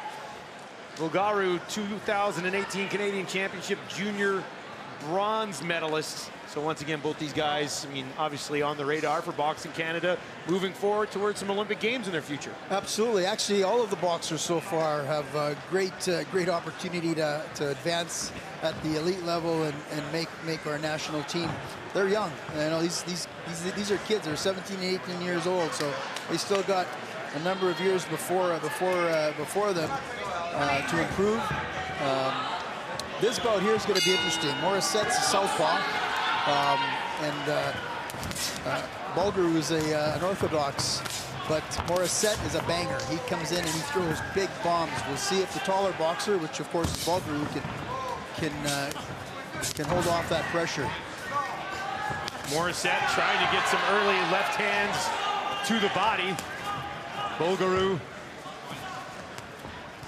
still feeling things out a little bit here. Morissette's not wasting any time, but Morissette moves in with some lefts. Bulgaroo, good job on the counter, and Morissette forced to back up. Well, there's no question that Morissette is the stronger puncher of the two, but strong punches don't always win a bout. It's the number of punches that you throw and land on the target area that win the bout. We'll see if Bulgaroo can use that height advantage that he has. Morissette just threw a heavy left, but he missed with it just to the right of Bulgaroo's head. Now they'll throw again. Morissette coming up swinging there after being pushed down a little bit by Bulgaroo. The one punch that's a dangerous punch coming from Morissette is that left. He throws this looping left hand to the body. He leads with it. Now they'll tie up in the center of the ring. Step back. There's that left hand to the body. That one landed. Bulgaroo that time moving in with a left of his own. I think he caught him. A right hand to the body from Bulgaroo. Morissette trying to use that right jab to set up that big left. Bulgaroo with a right to the body and then a left as well. He landed that right hand right on the chin of Morissette. Caught his attention. That was a three-punch combo there, wasn't it? 1, 2, 3. Left hand, right hand, left hand. Now Morissette trying to tie him up. Oh, Morissette lands a heavy left right to the head. Oh, and now a right from Morissette. Yeah, he's hurt Bulgaroo. Bulgaroo's hanging on. There are a couple of the heaviest punches we've seen landed so far here. This is our 6th fight of the night. And now we'll step in here. Jeff Lalji will separate them. Bulgaroo comes right back in swinging. Mouthpiece is out. Mouthpiece of Morissette came out. There'll be caution for that. You got to keep that mouthpiece in. So that mouthpiece comes out 3 times, you're going to get a point taken away. Really? That's so that'd right. be big. Can't lose a point at this stage because of a mouthpiece. That'd be devastating. Final 20 seconds here at the opening round. It's been a good one. Bulgaroo and Morissette. Bulgaroo, a few steady shots right to the body, and then Morissette landed a shot to the head. They both landed on that exchange. Bulgaroo has him tied up. Morissette misses with the left as Bulgaroo saw it coming that time and ducked underneath. And that's going to do it for the opening round. And Pat, I'd take 2 more of those, please. You know, this comes down to Morissette throwing the big bombs and Bulgaroo using good tactic and technique, straight punches, catching him with the combination. Good left. See that right hand landed right on the chin of Morissette. Then there was that big left hand. Like he started bleeding out of the nose there on that big left hand. I mean, that was as connected, like, as direct as you can get with that left. Right on the target. You know, Morissette, you know, he's the shorter of the 2 competitors, but he also gets down pretty low in his crouch there, doesn't he? And he's throwing that left hand to the body that eventually takes its toll. The difference, and I'm going to sound like a broken record here, is conditioning. Can Morissette keep this pace for 3 rounds? And we've seen other boxers similar to Morissette that haven't been able to. Yeah, we saw it earlier with Justice Harbone, who had a similar first round to what we just witnessed there with Morissette, and they'll get right back into it here. Morissette trying to get that left unleash there. He connects with it that time. Bulgaroo, though, has handled those pretty well. Morissette coming in again. It's a quick right, and then it's that left hand coming up behind. Missed that time. Tried to go to the body that time. Another strong left from Morissette. Bulgaroo hasn't really been able to load anything with power yet, has he? Not yet. Another left from Morissette. Morissette isn't allowing him to set. I mean, he moves. Morissette now backpedaling just a little bit. Bulgaroo couldn't connect. Morissette missed with a left hook over the top. The Bulgaroo doesn't seem to have an answer for Morissette's left cross. He catches Bulgaroo every time he throws it. Bulgaroo to the right. Another left from Morissette. Bulgaroo looked like he might have been in a little bit of trouble. Now he's going to throw a big right on his own. Morissette with a right that time. Misses with the left. Bulgaroo comes in with a couple of shots to the body. As we are midway through this Gold medal battle. Morissette again, a left and a right. Bulgaroo will tie up now. Morissette wants to keep pushing forward right now. He can sense his momentum, can't he? He's trying. It's up to Bulgaroo now to decide whether he wants to go to toe-to-toe or whether he's going to outbox Morissette. He's got the height and the advantage as far as straight punches are concerned. But Morissette's doing a good job of bobbing and weaving and making Bulgaroo miss. Bulgaroo now dancing around a little bit. Well, he caught Morissette with a combination, gained a bit of confidence. Morissette still stalking forward, a left. Bulgaroo caught him with a right. Morissette came back in with a right of his own, but he missed. Now Bulgaroo has him in a corner. A couple of pretty good punches landed here from Bulgaroo. Bulgaroo did a good job of counter-punching. He moved back and came in real quick. Morissette still trying to load that left hand. Bulgaroo moving to his left with a left hand to the side of the head of Morissette. Now to the body with a right. Morissette with a left up along the ropes. Couldn't really connect too much in the final 20 seconds here of round 2. Bulgaroo, a left. Morissette with another left. Man, he throws that left hard. And it lands every time he throws it. Bulgaroo will watch on here as we'll get the bell to end round number 2. And second half of that round, Bulgaroo started to get control of things a little bit. It was a much better round for Bulgaroo. He started finding the distance, using that left hand, following up with the right hand. He caught Morissette a couple of times. We've got a gold medal up for grabs, and at this point, I'd say it's still very much up for grabs heading into the third round. This was a good second round for Bulgaroo. He actually might have been able to pull this one off. Another big left there, yeah. Again, every time he throws it, he's able to land it. So what does Bulgaroo need to do differently to kind of defend against that left hand? He's got to let Morissette come in, and then block it, move to his left. Okay. Absolutely. So quick, you block it, and then you just scoot to your left? Yeah. And then you try to throw a counter? Is you getting out of that? Right, because he's a southpaw, and he keeps moving, or he keeps moving to his right. Yeah. Gonna get caught. We'll keep an eye for that here in round 3. Gold medal, 64 kilogram, up for grabs. Sammy Morissette out of Quebec in the red.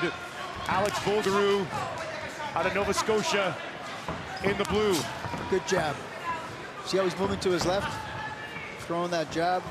Go to the right, you're going to walk into that left hand, He's going to walk right? into it. He's got to be careful. So Bulgaroo will go to the left. Morissette tried to get him with the left there, couldn't connect. Now they'll tie up. Bulgaroo pushes him off. Morissette with a left to the body. A couple of lefts to the body now. Bulgaroo countering as well. Morissette with a right that may have connected. Well, back to the left-handed jab from Bulgaroo. You know, every bout tonight has been very competitive. We haven't ever really seen anything that's been one-sided. Very competitive bouts tonight. Bulgaroo with a right hand there. Morissette ducking down, trying to go to the body. Morissette misses with a lunging left hand. Bulgaroo with a wild right. Morissette counters it with a quick left. Good left hand in the body there as well. Bulgaroo tried the combo, got him with the left, missed with the right. Morissette did a good job here ducking under some of these punches from Bulgaroo. Uh-oh, Mouthpiece is another out. mouthpiece. There's a mouthpiece out. No. It's Morissette's mouthpiece. That's the second time that's come out. So if it happens one more time, that'll be a point. He'll be given a warning. So you can see, the referee just cautioned him, told him twice. Is that just the mouth open? You're just breathing a little bit heavy, and we talked about a little bit earlier. Well, that's exactly it. Bulgaroo right back in, wanting to attack here against Morissette with less than 90 seconds remaining in this gold medal match. Bulgaroo, Morissette with a left, followed it up with a right away. Tried to come back with a third punch, being a left hand, didn't work.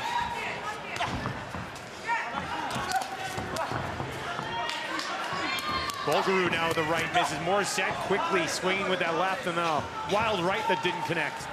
This has turned out to be a very close bout. Bulgaroo still dancing around. Morissette trying to land the left, and he threw a heavy one there.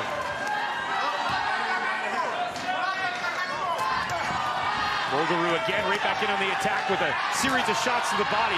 Great combination that landed right to the body and to the head. And now Bulgaroo going again. We're in the final minute here of round 3. Gold medal, 64 kilograms up for grabs. Oh, Morissette with a big left hand. Bulgaroo coming back in, trying to go to the body. Bulgaroo with a left jab to the head that may have connected. Out of the body, Morissette misses with a big right. They're both throwing great punches, and they're both landing. Bulgaroo, Morissette will tie each other up here. Time ticking down in this gold medal bout. Bulgaroo comes back in again with a big right. Morissette tried to counter with a left hand. Bulgaroo misses with a left after he got a piece of him with a right. Finishing up here at the end of this fight, right in the left from Bulgaroo. Morissette with the left. Right at the bell, and an excellent finish. Well, it was a pretty even bout. This is going to be a close. You don't want to be a judge right now. No, I don't. They both of these boxers fought right to the bitter end, wanting that gold medal. This is going to be a very close bout. I thought that was an excellent fight. I thought it was one of the most even fights that we've seen, and we've seen a lot of great fights so far tonight, but this one was about as close as they come. Morissette did connect with that left hand a few times. If you ask me what the big difference maker was, the one thing that stood out for me was that left hand of Morissette. Well, yeah, exactly, but again, it's not, you're not going to win a bout by just throwing 1 or 2 or 3 strong punches. Yeah. It's the number of quality blows on the target area that's going to make the difference. And you like what Bulgaroo did moving around? Technique, yeah, he did a really good job of moving around. Bulgaroo pointing to himself, Morissette down on one knee right now. Who will have a gold medal at the Canada Games here in Red Deer for 2019? The judge's decision at ringside. The winner of bout 6 on points. Et le gagnant du combat numéro 6 par point. Fighting out of the red corner from Quebec, Sammy Morissette. A gold medal for an ecstatic Sammy Morissette in the 64-kilogram weight class. An excellent fight. Yeah, it's too bad that they both couldn't have had their hands raised. Congratulations to Sammy Morissette, Quebec, fighting out of Montreal with the gold medal. It's the second gold of the night for the province of Quebec.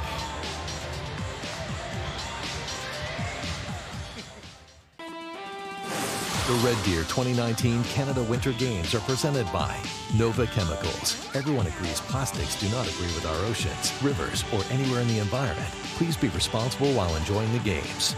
By Finning Canada, proud partner of the Canada Winter Games and our athletes. By Driving Force, vehicle rentals, sales, and leasing, proud to be the fleet provider for Canada's Winter Games. By ATCO, proud sponsor and official energy provider of the 2019 Canada Winter Games. And by the Government of Canada, proud supporter of the 2019 Canada Winter Games. Welcome back to Red Deer, everyone. Boxing night continues here at the Canada Games. Dustin Nielsen, Pat Fiacco with you, and Matthew Ross, Dylan Clark about to come our way, and that is a look right there at Matthew Ross out of Nova Scotia, fighting out of the new Waterford Boxing Club, coached by Wayne Gordon, was a junior gold medalist at the 2018 Canadian Championships. Very good technical boxer, keeps his hands up good and high, straight punches.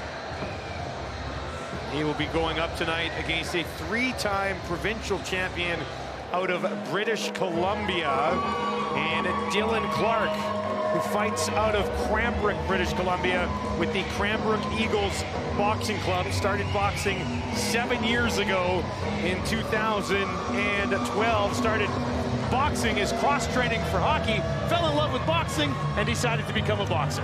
Another guy that chose the right sport. Dylan Clark, a 3-time provincial champion, going up against Matthew Ross. Our 7th contest of the evening in the 69-kilogram category, fighting for the bronze medal. Pour notre 7e combat de la soirée dans la catégorie 69 kilos, combattant pour la médaille de bronze. In the red corner, Dans le coin rouge, fighting out of Nova Scotia, Matthew Ross.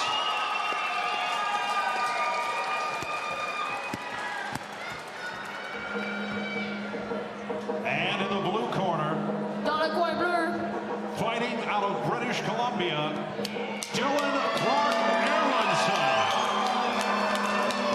I chatted about Dylan Clark and how he got into it as cross training for hockey. I like this story from Matthew Ross. He says a former boxing coach for their town would always come by his dad's garage and said, I can make a boxer out of you. And then sure enough, he finally listened, and what do you know, he did. So here he is, representing his province at the Canada Winter Games. What an honor. Both of these competitors with one loss in the event. It was both to Christopher Guerrero-Zuri, who will fight for gold. They lost to him by a score of 5-0. So very similar results so far in this event for these two fighters. Matthew Ross in the red from Nova Scotia. Dylan Clark from British Columbia in the blue. Ross with a big left, another big left on Clark. Both these boxers throw very, very strong punches. Similar body types, these two kids. Now their styles are identical too. You're going to see some great exchanges here in this bout. Ross controlling the middle of the ring here. Clark, though, trying to land a combination. Ducks underneath, a couple of attempts, comes around with the left to the head. Ross moving forward, couldn't connect with the left jab. Gets one there, blocked away easily by Clark. Clark now trying to move from right to left. He'll be tied up by Ross. And they'll be separated. Joyce Finley in charge of this bout. This is Dylan Clark's 4th bout in 4 days. How heavy a workload is that? That is huge. That is huge. To perform at this level 4 days in a row isn't easy. Off to a decent start so far. Both of these boxers are. Ross and Clark exchanging pretty heavy shots in the first round, the first 90 seconds here. Ross with a big left. Clark to the right there from Ross. Ross with a combination here. Clark backpedaling a little bit.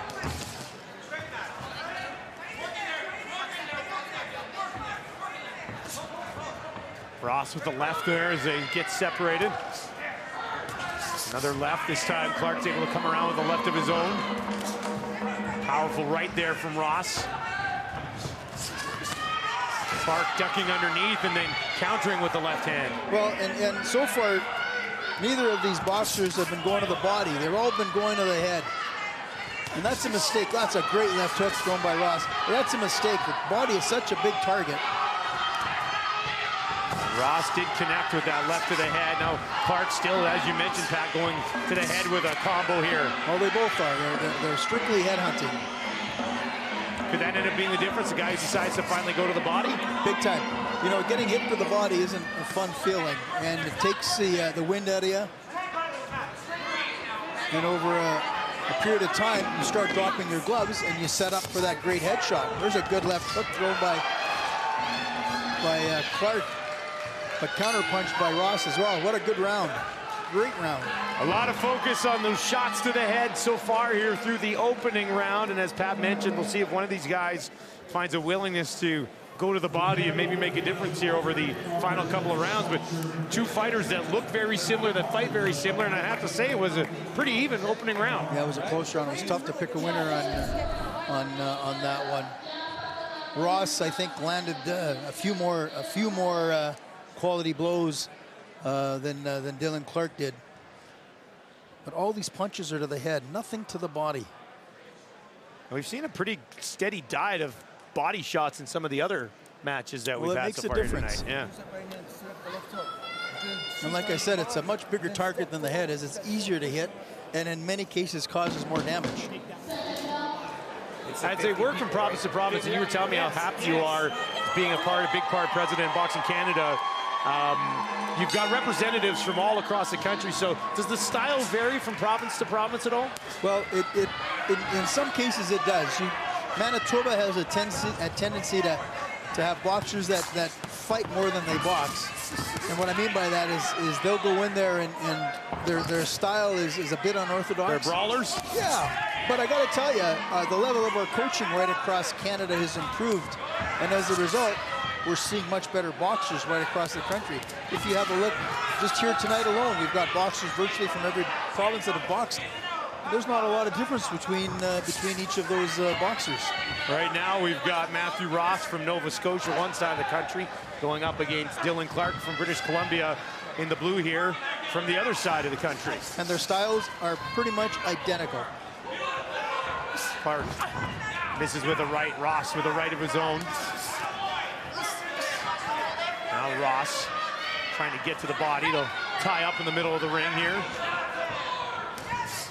There's a shot to the body from there you Clark. go. Dylan Clark threw that left jab to the body. A couple more shots to the head there from Clark. Ross trying to duck underneath them. Big left there from Ross as Clark stepped back. Another jab to the body from Clark. Now a couple of shots to the head from Clark. Well, it makes the difference. When you go to the body, you start dropping the hands, opening that target to the head. Went to the body again and then tried to follow through. Ross had a pretty heavy right of his own coming in there. Separated here again. Nice to see a female referee in the ring, Joyce Finley from Ontario. What's the percentage like for female officials in boxing right now? It's improving. We've actually targeted female officials, wanting more of them. Of course, we've got female boxing now. Yep. Gender equity is a real goal of ours. And so, yeah, we're seeing a big increase in our women officials. A couple of heavy blows here exchanged as we enter the final minute of the second round here between Dylan Clark and Matthew Ross. Bronze medal on the line, 69-kilogram category.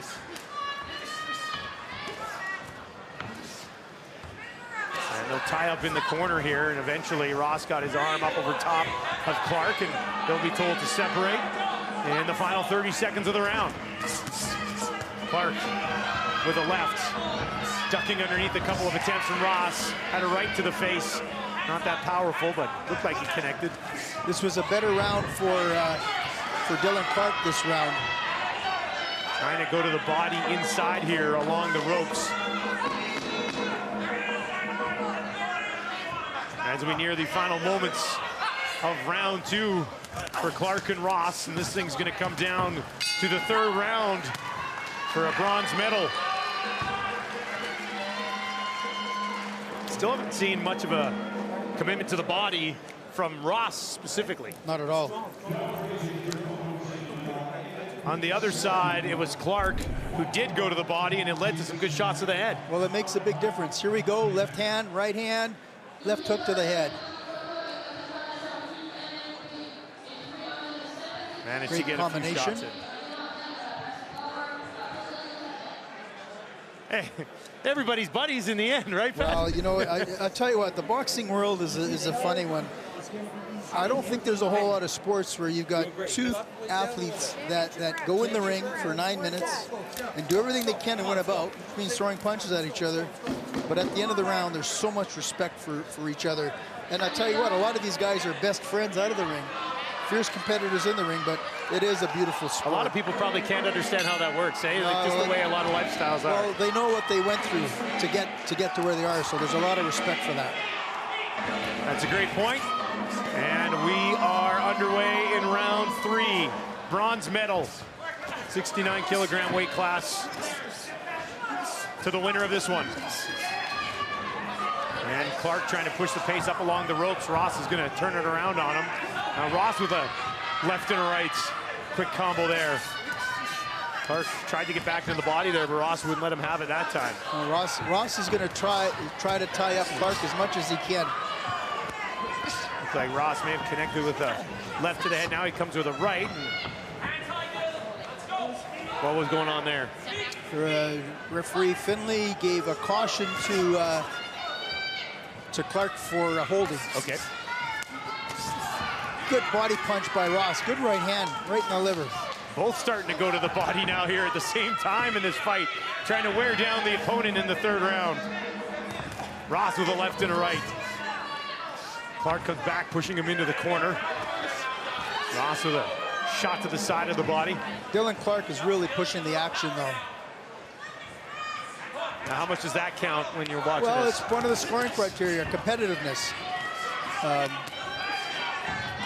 He seems to want it more right now than Ross does. They're both swinging pretty hard as they were in the corner there. Now they'll be separated again by Joyce Finley. Ross, a right hand.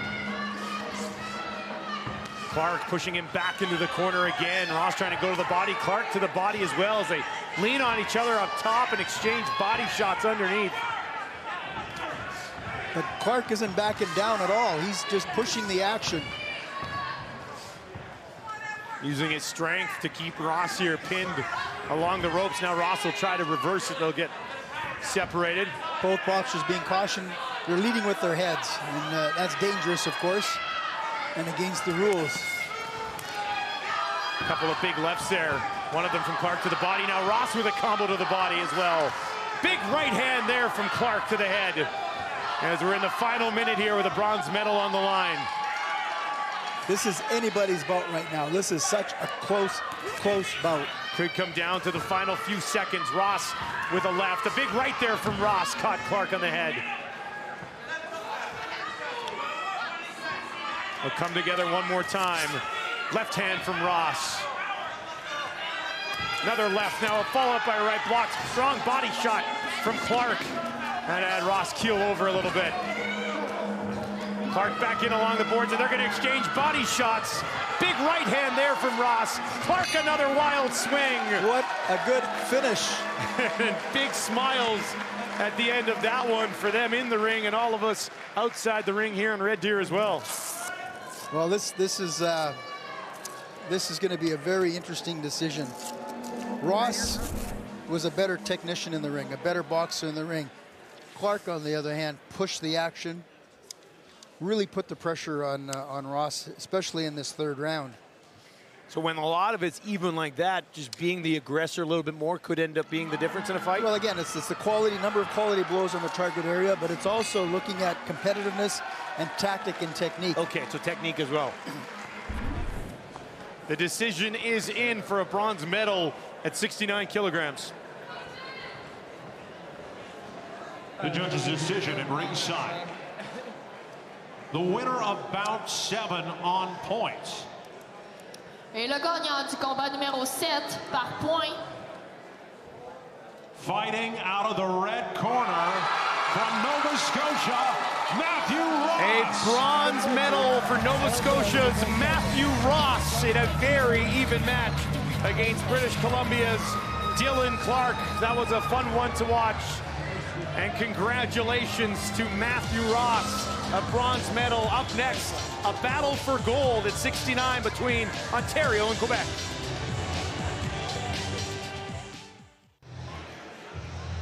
Welcome back to Westerner Park in Red Deer, everyone, as we continue a battle for medals here tonight in boxing at the Canada Games. And we have a gold medal up for grabs right now in the men's 69 kilogram weight class.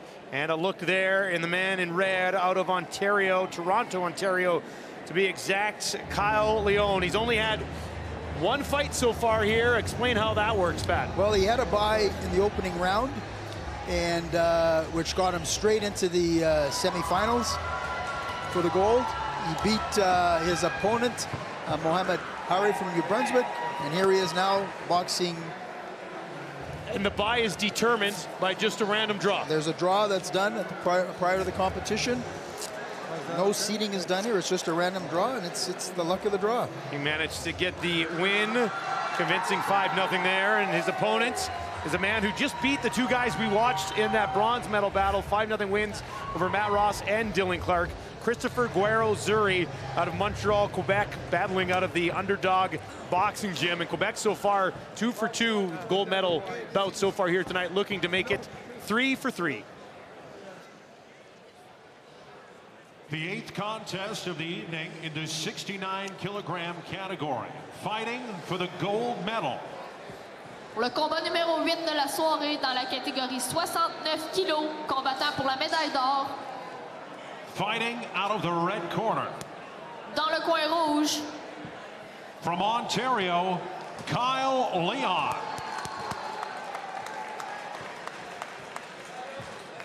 And fighting out of the blue corner. Dans le coin bleu. From Quebec, Christopher Guerrero-Zuri.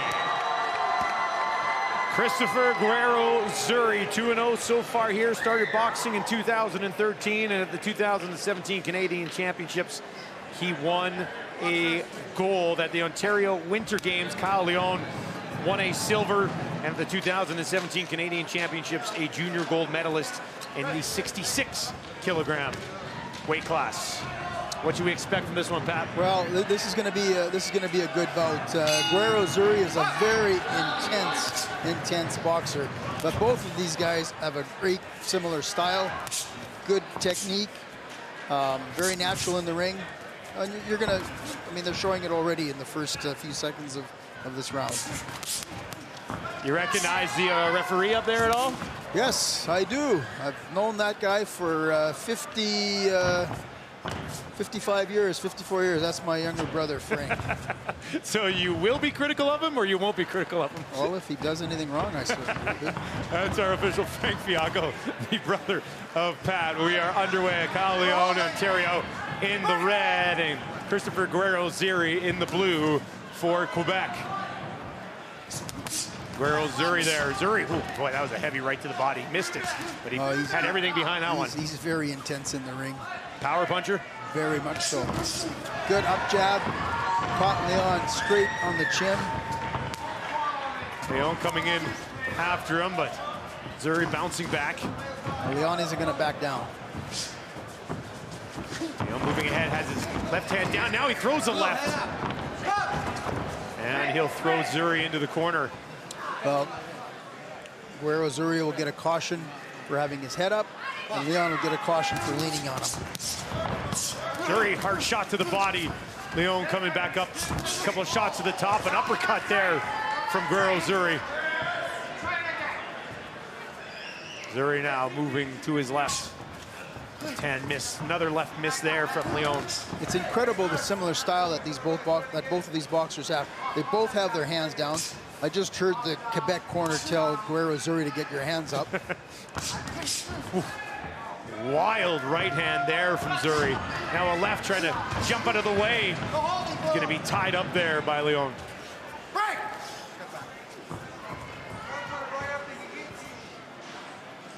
Zuri watching on. They're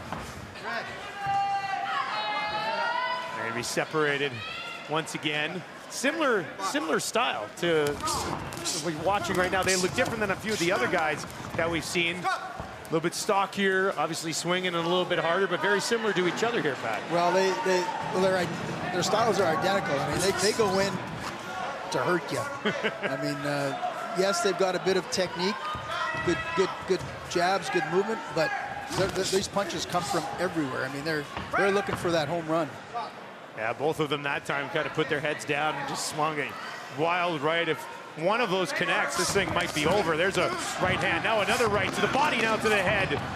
Zuri did a good job of catching Leon with two left hooks to the body. Leon swinging there hard with the left and chatting with each other at the end of the opening round. A lot of action between these two at 69 kilograms. Well, they are not. Right now, they're not the best of friends in there. At the end of the bout, they'll certainly have a lot of respect for each other.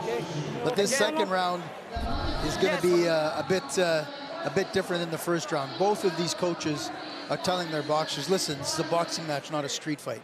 That first round was more of a street fight than it was a boxing match. You've mentioned a couple of times earlier in the broadcast tonight, maybe not so much in that last fight, but the conditioning. And those guys went pretty hard in that opening round.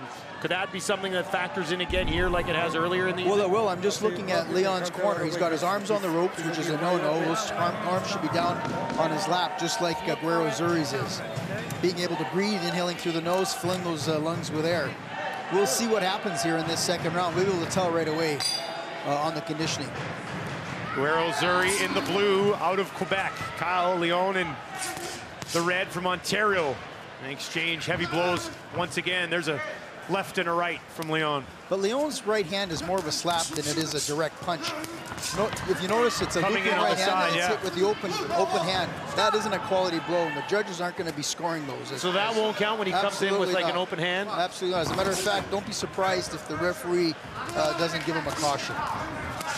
There's a big right hand from Guerrero Zuri.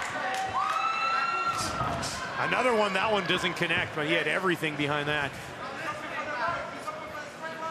Guerrero Zuri, hands up, just got told to put his hands up, didn't he? Absolutely. On the other side, hands not up at all there for Kyle Leon. Now he'll throw his right hand up a little bit. You're right, it's not a lot of jabs, jabs. It's just 1, 2, 3 punch combos every single time. They're looking to hit. They're looking for that home run hit. There's a good 1, 2, 3 combination. That was nice. Good solid left hand there. Guerrero Zuri. Leon with a right. Now he's going to chase after Guerrero Zuri, who pushes him towards the corner. Big left hand doesn't connect. A left hand straight on there from Leon. Caution given to Guerrero Zuri, hitting with an open hand. All right, we saw Leon earlier with the open hand as well, yeah. Now they'll be told to separate with less than 90 seconds remaining in round 2 for a gold medal at 69 kilograms. Tie up again here. Who's holding Leon with his left arm there? He's going to get a caution for that. Seems like your brother's got control of this fight right now. So far, he's doing a pretty good job. Don't tell him I said that. Guerrero Zuri jumping away here from Leon. It's a quick left, tried to move out of it, took it right to the body from Leon.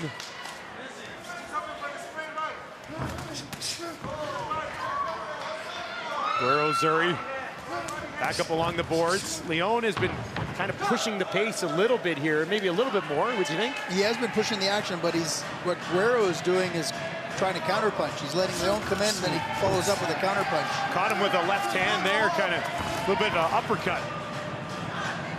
About 20 seconds remaining here in the second round. Pretty even bout so far in Red Deer. Big right hand over the top there from Zuri. Didn't connect with all of it. Very similar styles. Very similar styles. Now they'll battle again in the middle of the ring as we get the bell to end round number 2. And Pat, you've been around the sport for a long, long time. This is my first night here calling this. I'm not too sure where this fight's headed right now. It's you know what? It's not a pretty bout to watch. Yeah. When you looked at the other bouts so far, there was a lot of great technique, good combinations. These guys, as I said earlier, they're throwing the big bombs. They're there to try to win by a knockout. So how difficult is that to score then? Well, there's not a lot of scoring blows being landed right now. If you notice, they're hitting with an open hand. The referee's already cautioned them for it. And there's not a lot on the target. The punches that Guerrero Zuri has thrown have been far more better and on the scoring target than Leon, as far as from what I've seen. I think right now Guerrero has scored the better punches. He's thrown more punches, and that's going to make a difference. Leon looks like he's tired. But I think we're in for an ugly third round. We are underway, and they come out swinging again.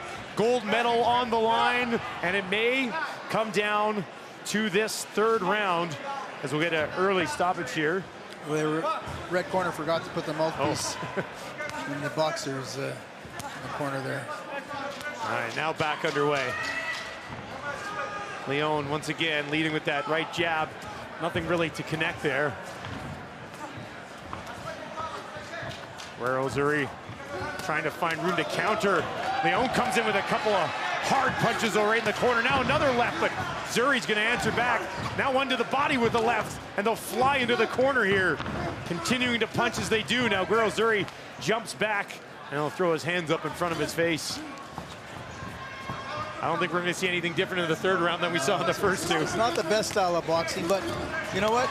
They both have similar styles, and it's working for both of them.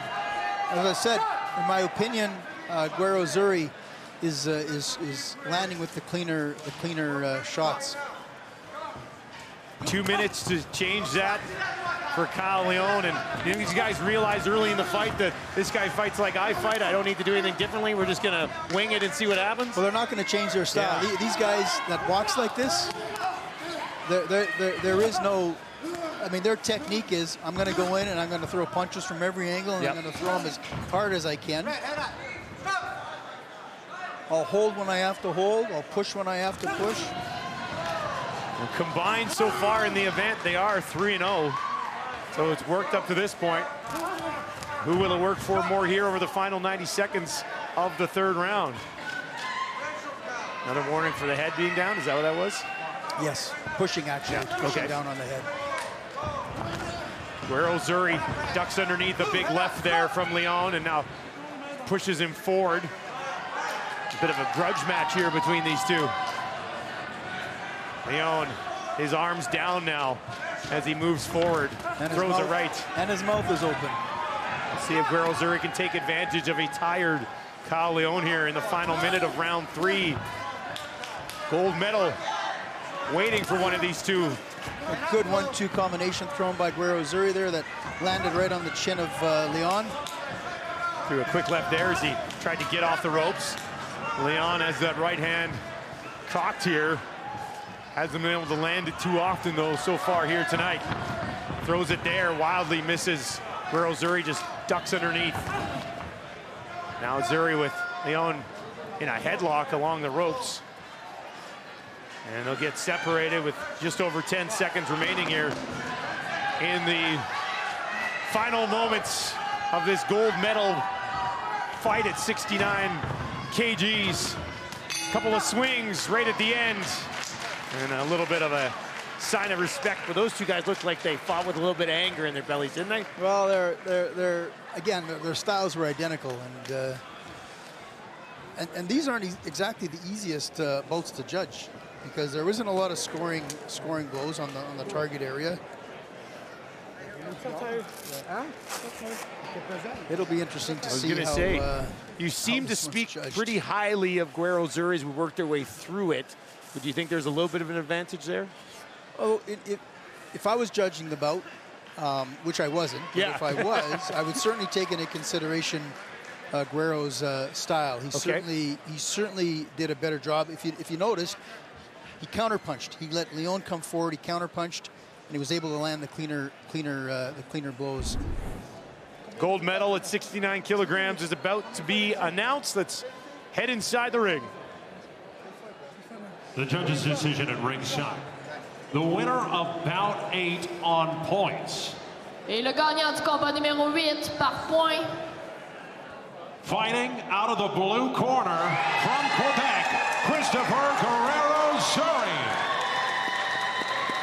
A 3-0 run at the Canadian Games for Christopher Guerrero Zuri, and also Quebec with 3 gold medals here tonight in boxing. Once again, proving that they are a powerhouse in the country. Headlined this time by Christopher Guerrero Zuri. The Red Deer 2019 Canada Winter Games are presented by Nova Chemicals. Plastic is a valuable resource, not to be discarded. Put it to better use. Kindly recycle while enjoying the games. By MNP, proud supporter of the 2019 Canada Winter Games. By Navigator, when you can't afford to lose. By the City of Red Deer, it's in the spirit of sport. It's here. It's Red Deer.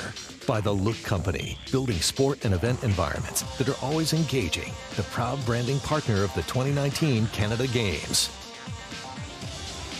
A good look inside the ring at the Canada Games 2019 as we move along to the 75 kilogram weight class. A bronze medal on the line here as you get a look at Mohamed Makhlouf, who fights out of Winnipeg's Power Boxing Club. Started boxing in 2014 and was a junior bronze medalist at the 2018 Canadian Championships and a Golden Gloves champion in Saskatoon as well. He says he likes boxing because it's fun and he's really good at it.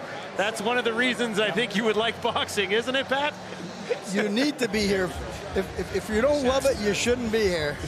And out of North Vancouver, British Columbia, Jonathan Hanna, 2018 Canadian Championship Youth Bronze Medalist, gold at the Canada Winter Games test event in 2018 as well. He has 2 wins and a loss so far. He got into boxing because he wanted to get into shape and learn how to fight, and now here he is fighting for a bronze medal at the Canada Games.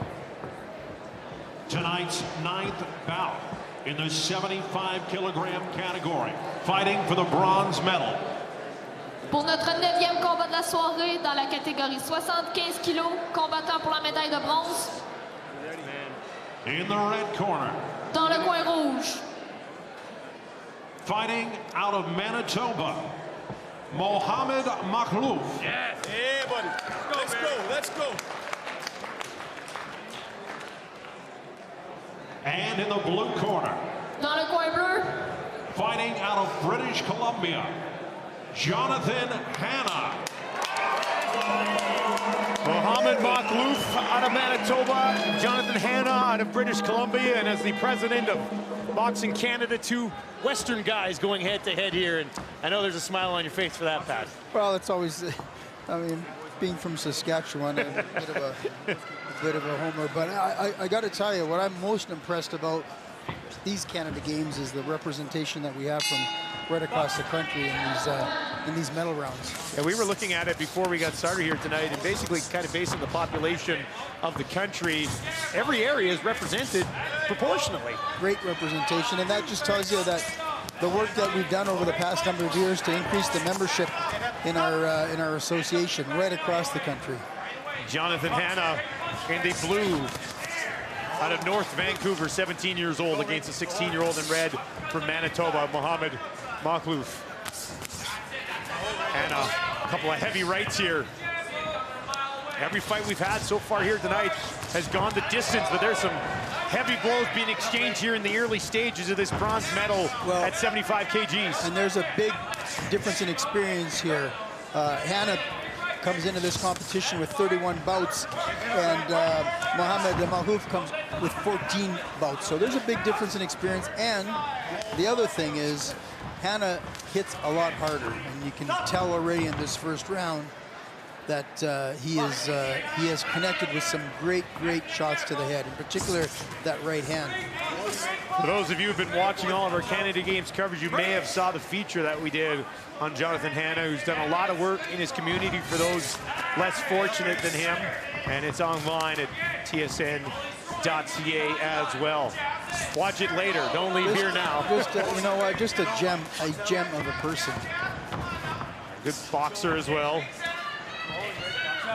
Won the Oregon 2018 championship. Moving ahead here with a couple of lefts. Very aggressive. Both fighters throwing a lot of punches here in the early going.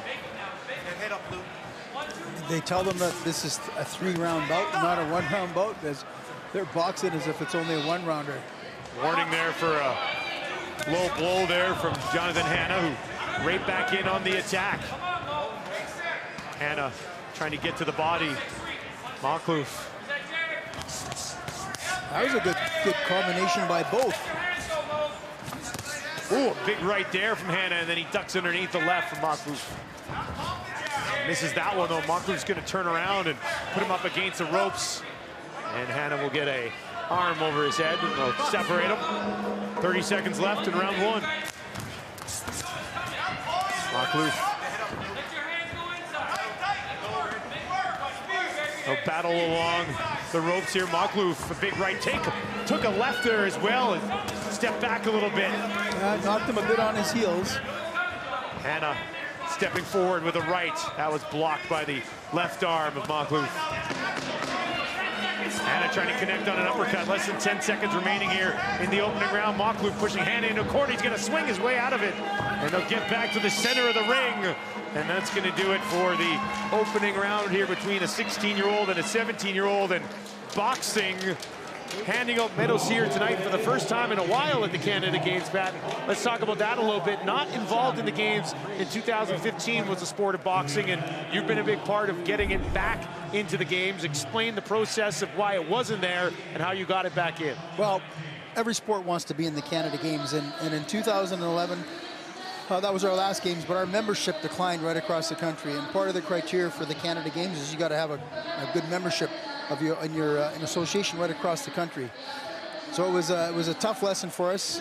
We focused on making sure that we increased our membership right across the country, which we have. And as a result, after missing 2015, the Canada Games Society made the decision to get us back in here. Now that we're back in, our next goal, and that's going to be 4 years from now in Prince Edward Islands, is we want to make sure that we have our females boxing. Okay. Women's boxing's really big in our country, and we will definitely see women's boxing in Prince Edward Island 4 years from now. A couple of big shots exchanged here as we begin round two. More on the increasing the membership of boxing in Canada, maybe here after round two. With Pat Fiacco, now these two guys going right back at it. Hannah is swinging wildly here, and you know, Maklouf seems open to it as well. Well, I can tell that in the corner of Maklouf, he was told, listen, you're taller of the two. Take the lead, start throwing straighter punches, be a bit more aggressive, because he's allowed in that first round, Jonathan Hannah, to take it to him. Hannah with a couple of good shots to the body. Now another one to the head. Forced back there from a right hand from Maklouf. Caution to Hannah for a low blow. Had one of those in the opening round as well. There's a strong left straight ahead from Hannah. Now right to the body. It doesn't look like Mo Maklouf has an answer for the aggressive style that Jonathan Hannah is displaying. Like he only knows one way, and that seems to be forward. I was going to say, he only keeps going ahead, doesn't he? How much of that is a good mindset to have as a boxer, like the willingness to always just keep going ahead? Depends on what your opponent does. Okay. If your opponent adjusts accordingly, it's very dangerous. In this particular case, it's working for Hannah. Hannah moving ahead with that left, now right. He's walking into a couple of jabs, though. Took a couple there from Mo Maklouf. Hannah trying to get in there with the right. That was denied. Left there from Maklouf. Hannah now over the top. Maklouf ducks underneath. Less than a minute to go in round two. Bronze medal, if you're just joining us on the line here at 75 kilograms. Strong right, another right there. That was a great four-punch combination. 3 of the 4 landed. Maklouf coming back with a couple of strong rights and lefts. A lot of punches to the head. I don't see a lot of body shots here. Maklouf hanging in here with Jonathan Hannah, no doubt about it. There's a jab with the left. Another one. Hannah strong right to the body. Maklouf's done a good job of throwing that left hand. And every time he throws it, he does catch Hannah with it. He's just not doing enough of it. Big right from Hannah. Maklouf wanted to throw the right. Hannah jumped back, avoided it. Final 10 seconds of the round here. Hannah trying to go to the body of Maklouf. Oh, a strong left there from Hannah. Maklouf with a left of his own, a right from Hannah, and misses with the left at the end of that round. And one more round coming up here for a bronze medal. I just want to pick up what you talked about growing the membership in boxing, and one of the things we were talking about before we went on the air was starting kids even younger, but by doing it the right way. So maybe tell us a little bit about that. Yeah, about 4 years ago, we created a new category in Canada called Fun Box, and that's for our 7, 8, 9-year-olds to be able to box. Even 10-year-old. Usually they start competing at the age of 11. Okay. That's been the tradition. Europe, South America, Central America, they got those kids in the gym just like we do have our kids in the skating rink, you know, getting ready to play hockey at ages 4, 5, and 6. So we took a different approach. We introduced it, and it's made a big difference. Our membership has grown as a result of it, and our sport has become more popular. You know, sometimes people think our sport is such a violent sport.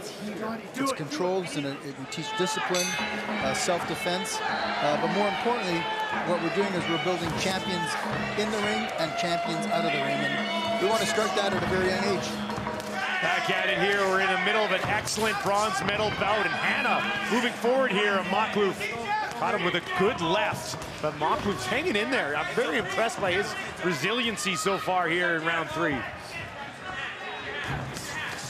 Hannah, a right hand. That one looked like it might have hurt. Another right now, and another one from Hannah. He's right now, Maklouf is absolutely exhausted. His mouth is open, which is the first sign of a boxer being tired. But he doesn't seem to have an answer to Hannah's aggressiveness. He moves straight back. He's not moving. Oh, there he moves side to side there. That was good. Managed to jump a little bit out of the way. Throws a left and a right. That's over the top. Doesn't connect. Hannah still moving forward. North Vancouver product. Big right hand that landed on the chin of Maklouf there. Hannah, another right. Now a left, a right to the body. Too far to the back? Yeah, okay. On the other side of the, on the back side rather than the front side of the body. Just over 90 seconds remaining here in this battle for bronze. Hannah with Maklouf in the corner. Maklouf spins it, tried to throw a shot there. Hannah turned around. Yeah, well, whether he turned around or not, you can't hit at the back of the head. Hannah with a big right. Now a left and a right. Maklouf trying to duck underneath, find some safety. Now he's gonna try to spin Hannah into the corner, didn't work. Hannah with another right. Oh, there was a good right hand thrown by Maklouf. On the way out of that. On the way out, but one punch isn't to do it. It seems to me that Hannah's landing 3 punches to every 1 punch of Maklouf's. Hannah took a shot there. Maklouf trying to tie Hannah up. Hannah now with a left. Hannah with a strong right to the chin. Maklouf bouncing back off the ropes. Hannah with another right. And another, now a left for Hannah. That was a good combination. Jonathan Hannah looking good here late in this fight. A left glancing blow. Steps underneath a right from Maklouf. Now a couple of body shots from Hannah as we enter the final 30 seconds of the 3rd round. Hannah with a left, took a left as well. I'm telling you, he doesn't know how to go back. He just knows how to go forward. Hannah in the corner now, took a left from Maklouf. It's going to turn things around. Hannah looking to secure a bronze medal. And now Hannah's gonna... He's gonna adjust his headgear. He got it fixed himself. He didn't have to go to the corner. Final 10 seconds here. A nice jab from Hannah. Now some body shots, and they're gonna swing away at the end of this bronze medal match. And a big right from Hannah right at the end. Lots of credit to Mohamed Maklouf, though, as well. Hanging in there against a very aggressive Jonathan Hannah. He wouldn't let Mo Maklouf get set up for nothing. This was just straight aggressiveness on Jonathan Hannah's part, and it worked in his favor. Should be enough for a bronze medal for Jonathan Hannah from North Vancouver, box out of the Griffins Boxing Club, coached by Dave Brett. Started 6 years ago, and now here 6 years later on the verge of some success at the Canada Games, which is just a step in the right direction for a lot of these young athletes as they look to work towards an Olympic Games. And Dave Brett is in the corner of his boxer as well, being the provincial coach for British Columbia at this tournament.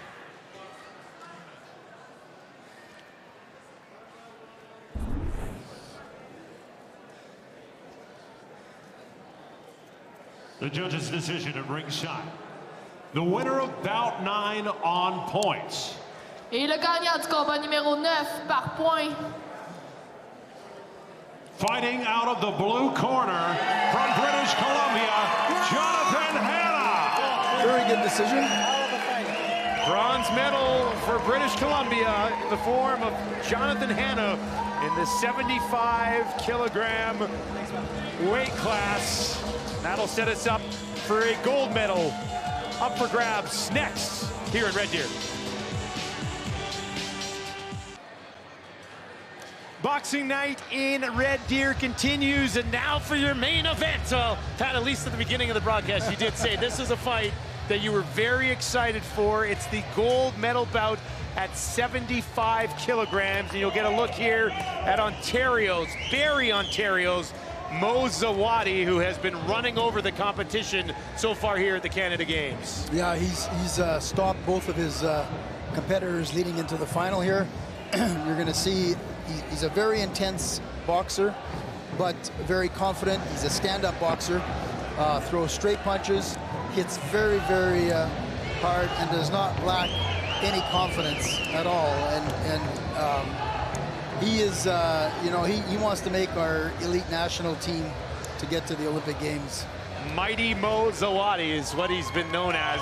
His opponent tonight from right here in Alberta, boxing out of the Medicine Hat Boxing Club, Yannick Lacroix, who started boxing in 2014 at the 2018 Canadian Championships.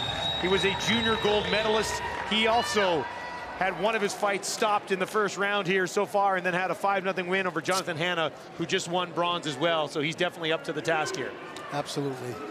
Big difference here on size as well, as far as height is concerned. The 10th contest of the evening in the 75-kilogram category. Fighting tonight for the gold medal. Pour notre 10e combat de la soirée, dans la catégorie 75 kilos, combattant pour la médaille d'or. In the red corner. Dans le coin rouge. Fighting out of Ontario, Mo Zawadi.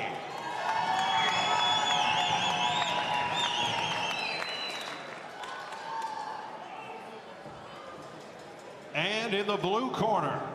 Dans le coin bleu. Fighting out of Alberta,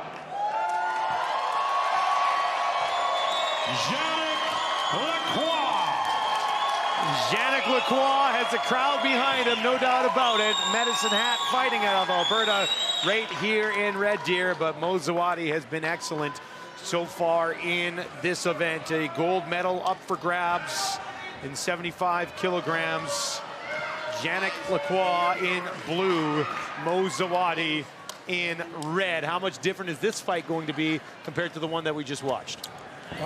Totally different. Okay. You're going to see some good technique here. You're going to see some good boxing. And you're going to see some big bombs being thrown. Both these guys can hit, both of them.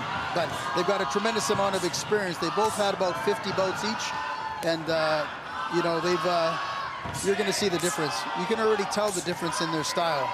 Quick hands from Zawadi here in the early going as Yannick Lacroix pushes forward. The big difference here might be the fact that Zawadi has reach on Yannick Lacroix. He's a couple of inches taller. He's got longer arms, and he's going to take advantage of that using that straight jab that he uses so effectively. Lacroix trying to get in with that double jab with the left hand. There's again 2 quick lefts from Lacroix. Now trying to go to the body, Zawadi.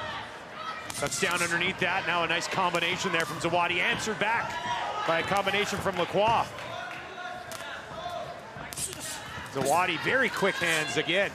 Zawadi just threw a wonderful left hook on the left side of Lacroix's body. He flinched a bit. Lacroix. Good punches there as well. 2 hard shots to the body. A smile there from Zawadi. Zawadi trying to set something up here with that left hand, and then a fast, powerful right coming over the top. Quick left from Zawadi. Now a right underneath. A good job by Lacroix defensively there so far. He's keeping his hands up good and high. Zawadi along the ropes. Lacroix trying to set up a right hand here. Now he'll throw it to the body. Zawadi returns a right to the head. Nice combination there. A couple of them now from Lacroix, but Zawadi saying bring it. It's taking that no problem. Well, he's not going to do that too often because Lacroix hits very, very hard. Looks like he's got some power in those punches, doesn't he? Zawadi misses with a right, connects with a left. Another combination there, the left and a right from Lacroix. This is a real technician's bout when it comes to boxing. Their styles are very good. I think Lacroix got hurt to the body there. Zawadi going after him with a steady dive of rights and lefts here. But Lacroix somehow sustains a good 15 or 20 shots. One of the challenges that Lacroix has is that he has a tendency, I mean, his nose bleeds a lot. And Okay. I'm not mistaken, it's already started to bleed. It has, you're right. The referee made the right decision here. There was about 20 unanswered punches earlier, a few seconds ago, and then another 10 unanswered punches. The referee had no choice but to step in and give the A count. Truck's saying over 30 punches in that one flurry from Zawadi, and they were lightning quick. Many of them on the gloves, but there was enough there that landed that the referee felt that he needed to step in and save the boxer. And we are through the opening round, and it lived up to the hype here in the gold medal match at 75 kilograms. You can see why Mo Zawadi has not had to go to the third round yet here at the Canada Games. Here's a look at Zawadi and some of his work in the early going. Took a two-punch combination of the body, gives a little smile back to Lacroix as if you can't hurt me. Tells him to come on again, and then of course, we know what happens here. 1, 2, 3, 4, 5, 6, 7, 8, 9, 10, 11, 12, 13, 14, 15, 16, 17, 18, 19, 20, come on, 2, 3. My goodness. That was a lot of punches. Craziest thing that was a we've lot seen. of punches. Okay, so look for Lacroix. I mean, how many of those hurt him, do you think? Most of those punches were on the arms and the gloves, but there was some that landed on the body and there was some that landed on the chin. So, and it did hurt him. The referee, right after that next combination, gave him the standing A count. Second round for gold here at 75 kgs at the Canada Games. Back underway. Mo Zawadi of Ontario in the red. Yannick Lacroix of Alberta out of Medicine Hat in the blue. Both these boxers are great prospects for our national elite team in the next couple of years. This is really exciting for Boxing Canada to have this quality of boxers in the same weight division. Here is Lacroix jumping back and forth. Or Zawadi, rather. Lacroix trying to find an opening here, but Zawadi's feeling it right now. Lacroix, a combo of his own, no damage there. Zawadi with a left. Now a left, ooh. Lacroix feeling like he might have landed something on the head. Zawadi says, bring a little bit more. Now we're gonna... There's no showboating allowed in amateur boxing. Okay. This isn't the pros. This is about respecting your opponent. There's no need for that in our sport. Zawadi now, here he comes again. Lacroix with a left. Couldn't connect with the right, though. Zawadi back in with a jab. Lacroix again to the body. Zawadi with the arms in to protect it. Lacroix going back at it. Now Zawadi's turn. You know, there's a little bit of redness under Zawadi's eye, which means he got caught with that left hook that Lacroix throws so good. Lacroix, Zawadi, you see them both protecting their heads, but at the same time, willing to throw a number of combos here. Zawadi. I'm surprised that Zawadi has decided to box Lacroix's bout. Lacroix likes to go in tight like that, head to head. Zawadi, on the other hand, shouldn't be doing this. He's the taller of the two, and he throws straight punches, and he doesn't need to make this a brawl. Needs to step back a little bit, use the jab. Well, he's giving the advantage to Lacroix when he does this. Lacroix, shot to the body, the arms are there. Lacroix again, body and then head. A couple of jabs from Zawadi. Zawadi trying to connect with the left, didn't work. Lacroix underneath to the body. Zawadi waits. Lacroix bleeding out of his nose, keeping his hands up above his head. Ducks underneath. A hard shot there from Zawadi. Referee cautions both boxers. I mean, they're literally having their heads touching each other, and you just simply can't do it. It's dangerous. Zawadi defending himself here as Lacroix tries to find an opening. Now Zawadi, hard shot to the body. Big right hand didn't connect. Lacroix connects on a couple. Zawadi bouncing back. Lacroix goes after him. And now Lacroix is going to try to go to town here. And eventually Zawadi will get an arm around him as we're in the final moments of round two here between Mo Zawadi and Yannick Lacroix. Zawadi swinging wildly. Lacroix finishing with a strong right. And the crowd here, some of them to their feet in Red Deer, in what has been the fight of the night so far, the Canada Games. Well, Mr. Yannick Lacroix is sending a message to Mo Zawadi that is such that, yeah, you had a good first round, but I got a better second round for you. All even right now, you think? It's close. It's close. Lacroix certainly did a much better job in this second round. He landed some clean shots, got through the target area of Zawadi. Look at that. And that's the danger in being too confident. Yeah, take a couple there. Lacroix seems very focused. Right, Zawadi's having a little bit of fun. Obviously, he's very confident in his abilities, and you can see why. But he's made a mistake. Yeah. I got to tell you, he's made a mistake. He is now boxing Yannick Lacroix's fight. Lacroix likes to go head to head, likes to really make it into a brawl rather than a boxing match. Zawadi wanted to tap gloves. Lacroix would have none of it. We are underway, round 3, gold medal up for grabs between Mo Zawadi and Yannick Lacroix. Zawadi along the ropes. Lacroix working his way in there. Zawadi tries to go underneath. Lacroix still moving forward. Well, I think Zawadi is now starting to respect the punching power of Yannick Lacroix. He got caught a couple of times. Lacroix moving away. Going to the body. Zawadi comes back with a couple of shots to the head.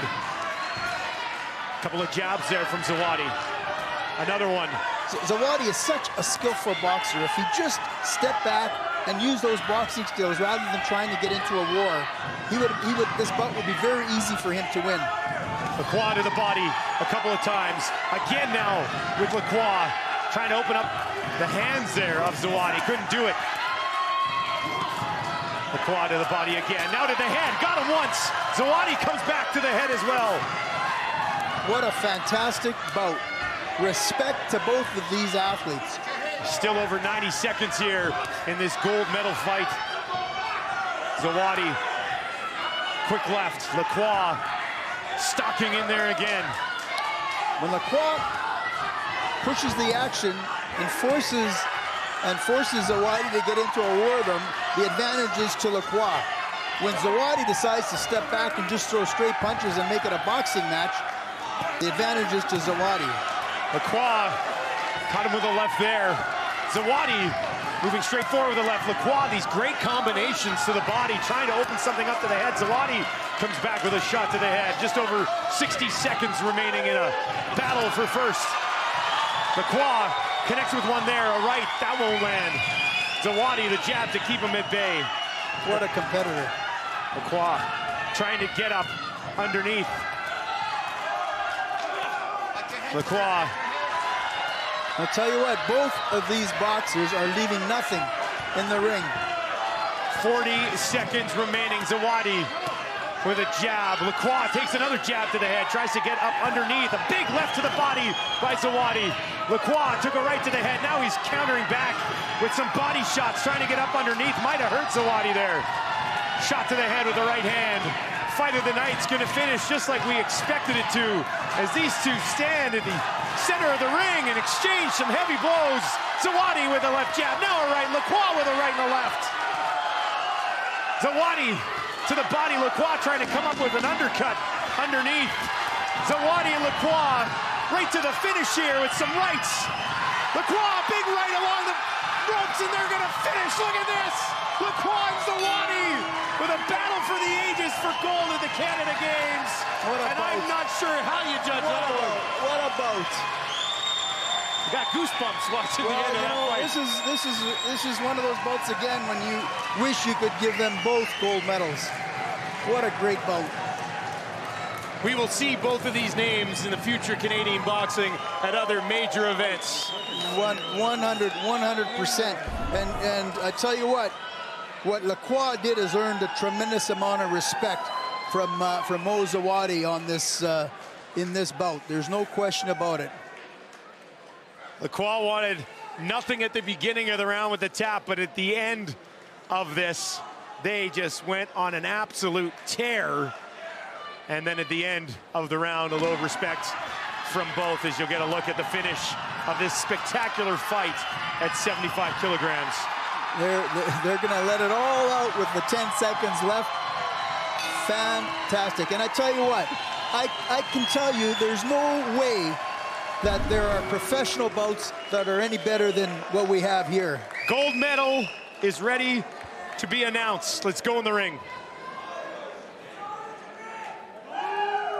The judge's decision at ringside. The winner of bout 10 on points. Et le gagnant du combat numéro 10 par point. In the red corner, representing Ontario, Mohamed Zawadi. Mo Zawadi in Ontario wins what was an epic battle for gold at 75 kilograms. Yannick Lacroix out of Medicine Hat doing everything he could have, and it was probably almost enough to get by Mo Zawadi. Congratulations, a gold medal for Ontario at 75 kilograms.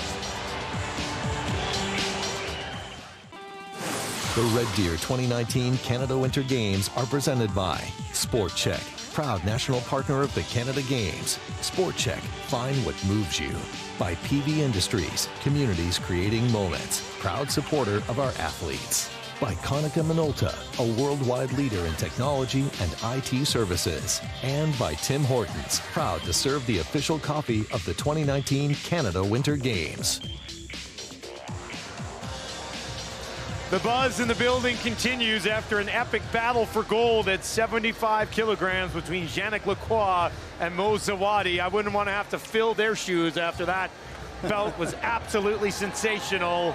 There is a look at Seamus O'Brien out of Newfoundland and Labrador. Not a lot of experience here for O'Brien, is there, Pat? No, he's had 11 bouts. He's been boxing for 4 years. But brings with him this amazing height, 6'4", and he's had kind of an easy time of it in this tournament so far. He's only had to box one time. He's out of St. John's with the TRC Boxing Club. Braden Hellickson out of British Columbia. Started boxing 3 years ago, boxes out of Nelson and the Nelson Boxing Club.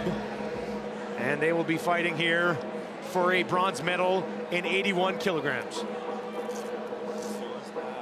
The 11th contest of the evening, fighting in the 81 kilogram category for the bronze medal. Pour notre 11e combat de la soirée dans la catégorie 81 kilos. Combattant pour la médaille de bronze. In the red corner. Dans le coin rouge.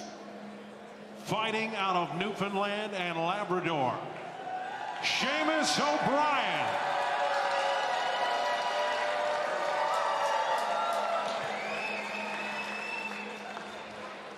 And in the blue corner. Dans le coin bleu.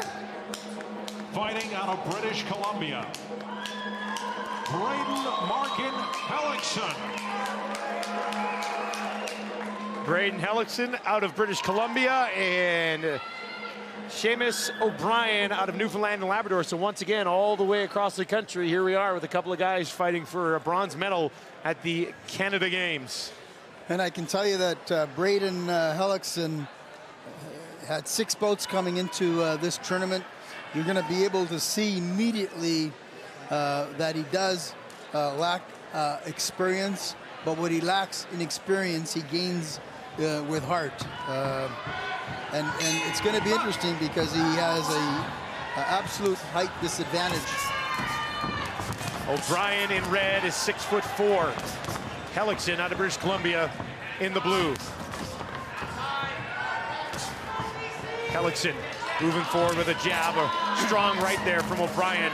Now Hellickson with a left. The one thing that we've seen in Hellickson in the previous 2 bouts is stamina. He may have the heart, but his conditioning isn't where it needs to be to go a solid 3 rounds.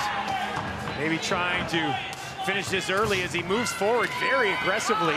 almost running into position to get some of these punches in.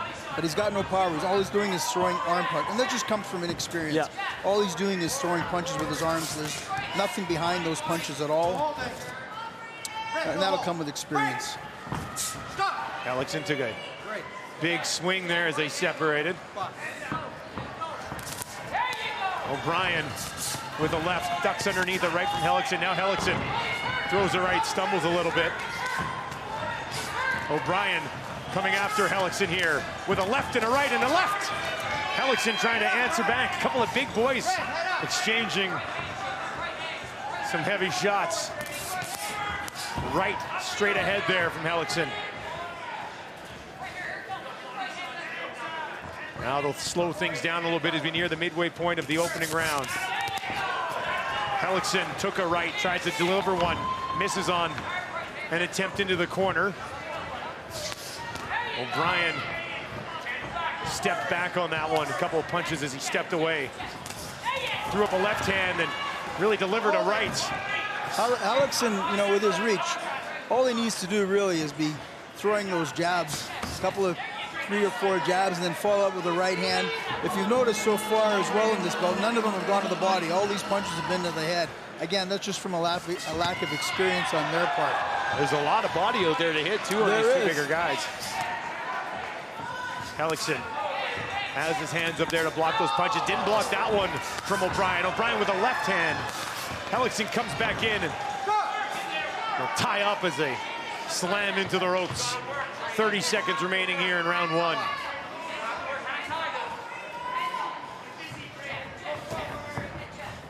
Hellickson trying to move forward.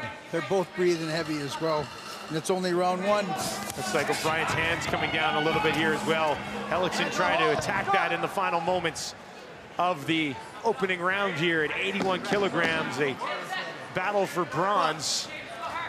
The Canada Games in Red Deer. Hellickson with a right. O'Brien back with the left. And we will get the bell to end the opening round of our final bronze medal battle of the evening. Brian's got to be careful because he's holding Hellickson his head every time he comes in to defend himself, which you can't do. It's illegal. You're going to get cautioned for that. So the more tired he gets, the more he's going to do that. There's a good combination, actually, by both boxers. You were telling me a little bit before we went on the air tonight about the national team program and the relocation to Montreal over the last 2 or 3 years and how you're seeing some immediate responses from an improved commitment, I guess, from the top boxers in the country. Absolutely. We were lucky enough to have a national training center now developed in Montreal at the Institute of Sport. Great facility. Our national team members, once you make the national team, you're committed. You're going to move to Montreal. We've got full-time coaches there that are working with our athletes. And as a result, our performance on the international stage has improved both for our men and our women. Underway, round 2 here between Seamus O'Brien in the red and Braden Hellickson in the blue. Hellickson swinging wildly as he tries to move forward. O'Brien gets a couple of shots in as he jumps out of the way. O'Brien now with a combo that was blocked by Hellickson. Hellickson with a right and a left. Hellickson swinging over top of O'Brien, who ducks underneath him and gets out of harm's way. Now Hellickson into the corner. Can't spin around. Caution to O'Brien. O'Brien, gloves in front of his face, blocking the first attempt from Hellickson. Hellickson with a big left. Now O'Brien ducking down, comes back with a left of his own. As Hellickson will step back. O'Brien is absolutely exhausted. He can hardly keep his hands up. His knees are wobbly. O'Brien only had to go 1 round in his They're ready for an first 8 count. match. There it is. There's going to be an 8 count here for Seamus O'Brien. And I can tell you right now, this bout will not go the distance. You heard it first here. Pat Fiacco, president of Boxing Canada, and that is going to be it. A bronze medal for Braden Hellickson on a referee stoppage. Let me tell you why it was stopped. The referee gave the 8 count. The referee has 8 seconds while he's given that 8 count to determine whether this boxer, first of all, can continue or whether he wants to continue. They've got to be able to have their hands up. They got to be prepared to box. And you can just tell on the expression on O'Brien's face, he was exhausted. And there's no reason for the bout to continue. He's only going to get hurt otherwise. And we're here for the protection of the athlete. You mentioned that multiple times tonight about the protection of the athletes in the sport, because a lot of people who probably aren't familiar with where boxing's at right now think it's just, you know, a very aggressive, combative sport. We'll continue that conversation in a second. Let's go inside for the announcement of Braden Hellickson as our winner.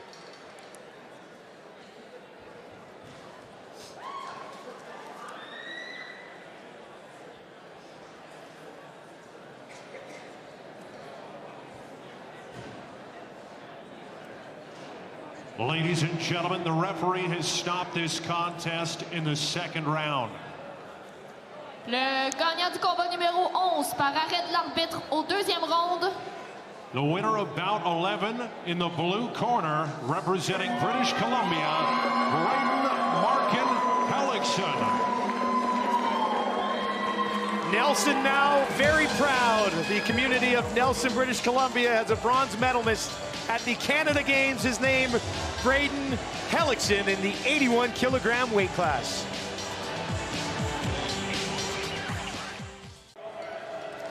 Well, welcome back to Red Deer once again as our 12th of 12 fights is about to go. It's been a busy night of boxing here at the Canada Games in Red Deer, and we will wrap up with our 81-kilogram gold medal bout. As you get a look there at Tiago Baltero, coming out of Ontario. Ontario Golden Gloves Gold in 2018. Not a lot of experience, though. Inexperienced, absolutely, but experienced enough to be able to be representing Ontario at the Canada Games, which is a good thing. And he's going to get more experience after this bout. Started boxing in just August of 2016. And a big cheer here for New Brunswick's Isaiah Ea, who will be the final boxer of the night to walk into the ring. And a nice crowd here from New Brunswick, actually waving some flags at Westerner Park in Red Deer. 6th gold medal of the night up for grabs. Isaiah Ea with the East Coast Boxing and Performance Center.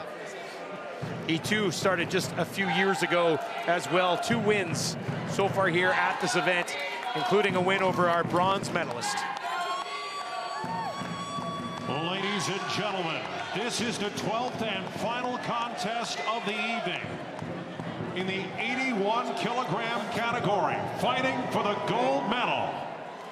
Pour notre 12e et dernier combat de la soirée, dans la catégorie 81 kilos, combattant pour la médaille d'or. In the red corner. Dans le coin rouge.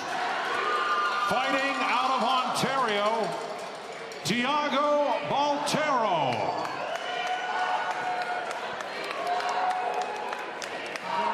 And in the blue corner. Dans le coin bleu. Fighting out of New Brunswick, Isaiah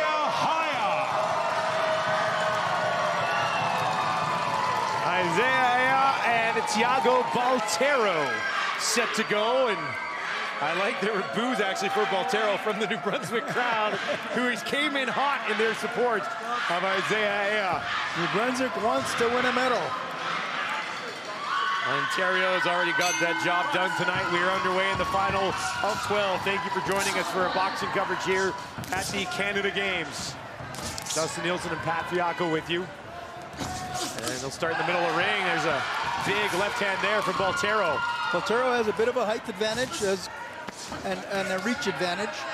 And so far he's been using that jab and taking advantage of that height. Good start moving forward. Both these guys willing to throw here in the early stages of the opening round. Baltero. Aya comes up underneath with a shot to the body. Aya again with a combination, a left and a right, now a left.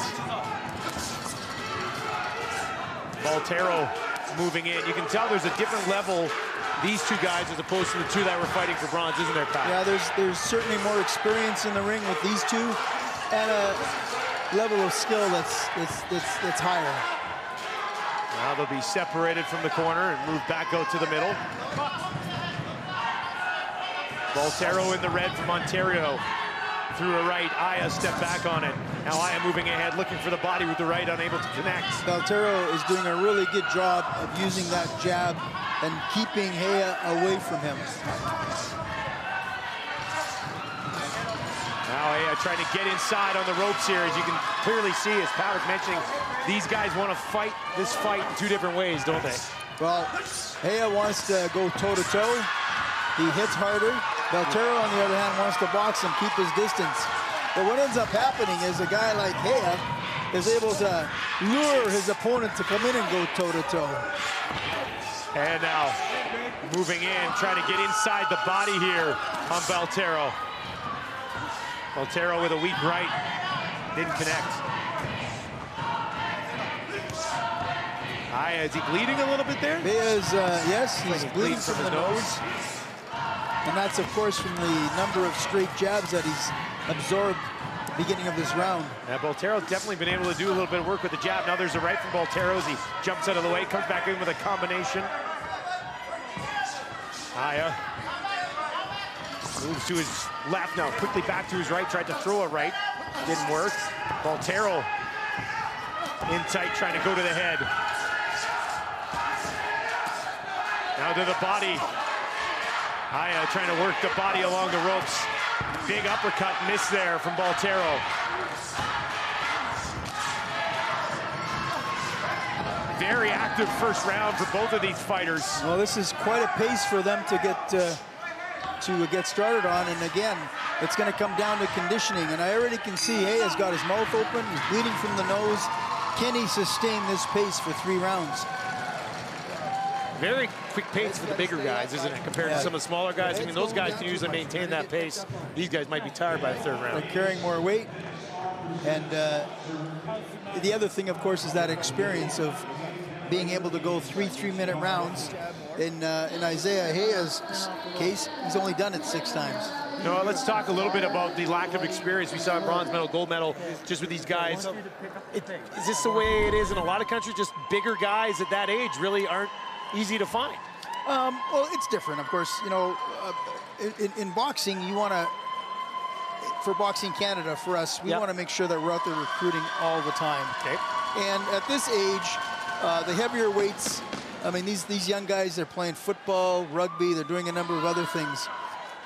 Boxing's the last thing that's on their mind, and we just got to do a better job of recruiting. We do that, then of course we're going to see the same type of competition in these heavier weights as we have in the lighter weights. Isaiah Hea trying to come in and finish this right now, but a good response from Diego Boltero. A heavy right hand there from Hea. Right to the head of Boltero. Now another right, a left to the face. Boltero with the rights, trying to respond and get this fight back under control. Boltero in the red from Ontario. Isaiah Hea out of New Brunswick in the blue. This is going to be, again, I'm a bit concerned about how Hea's conditioning. He's extremely tired. Trying to throw a left there. He's definitely got the crowd behind him here. They chant throughout the entire fight for the New Brunswick boxer. Well, he certainly he's not lacking heart. He just keeps coming, tired or not, he just keeps coming forward. Boltero with a shot, almost looked like to the back there. Well, Hea was turned around. One of the instructions that the referees give these boxers is keep your hands up at all times. Okay.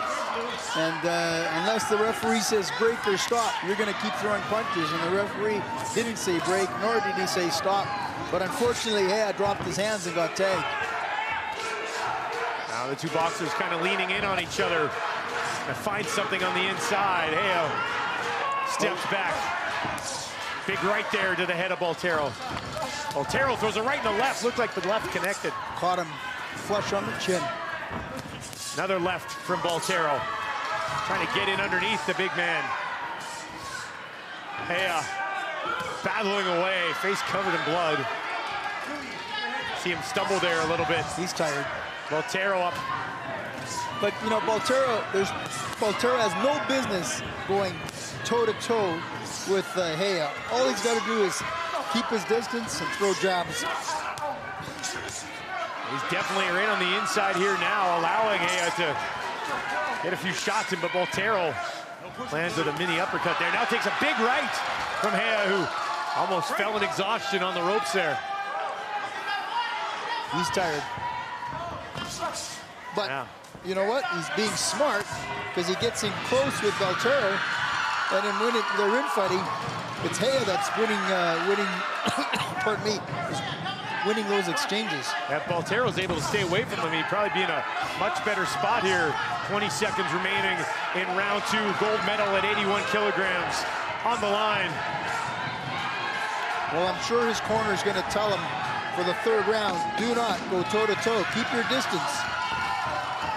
Isaiah Hea taking a couple of shots to the head here from Baltero, trying to go back to the body as we end round 2. And this has been a pretty good fight for two guys who don't have a lot of experience, at least from an entertaining perspective. I don't know about the true pure boxing guy like you, Pat, but where do you come out on it? Well, you know, based on their experience, they're putting on a great show. Okay. They're showing a lot of, first of all, a lot of heart.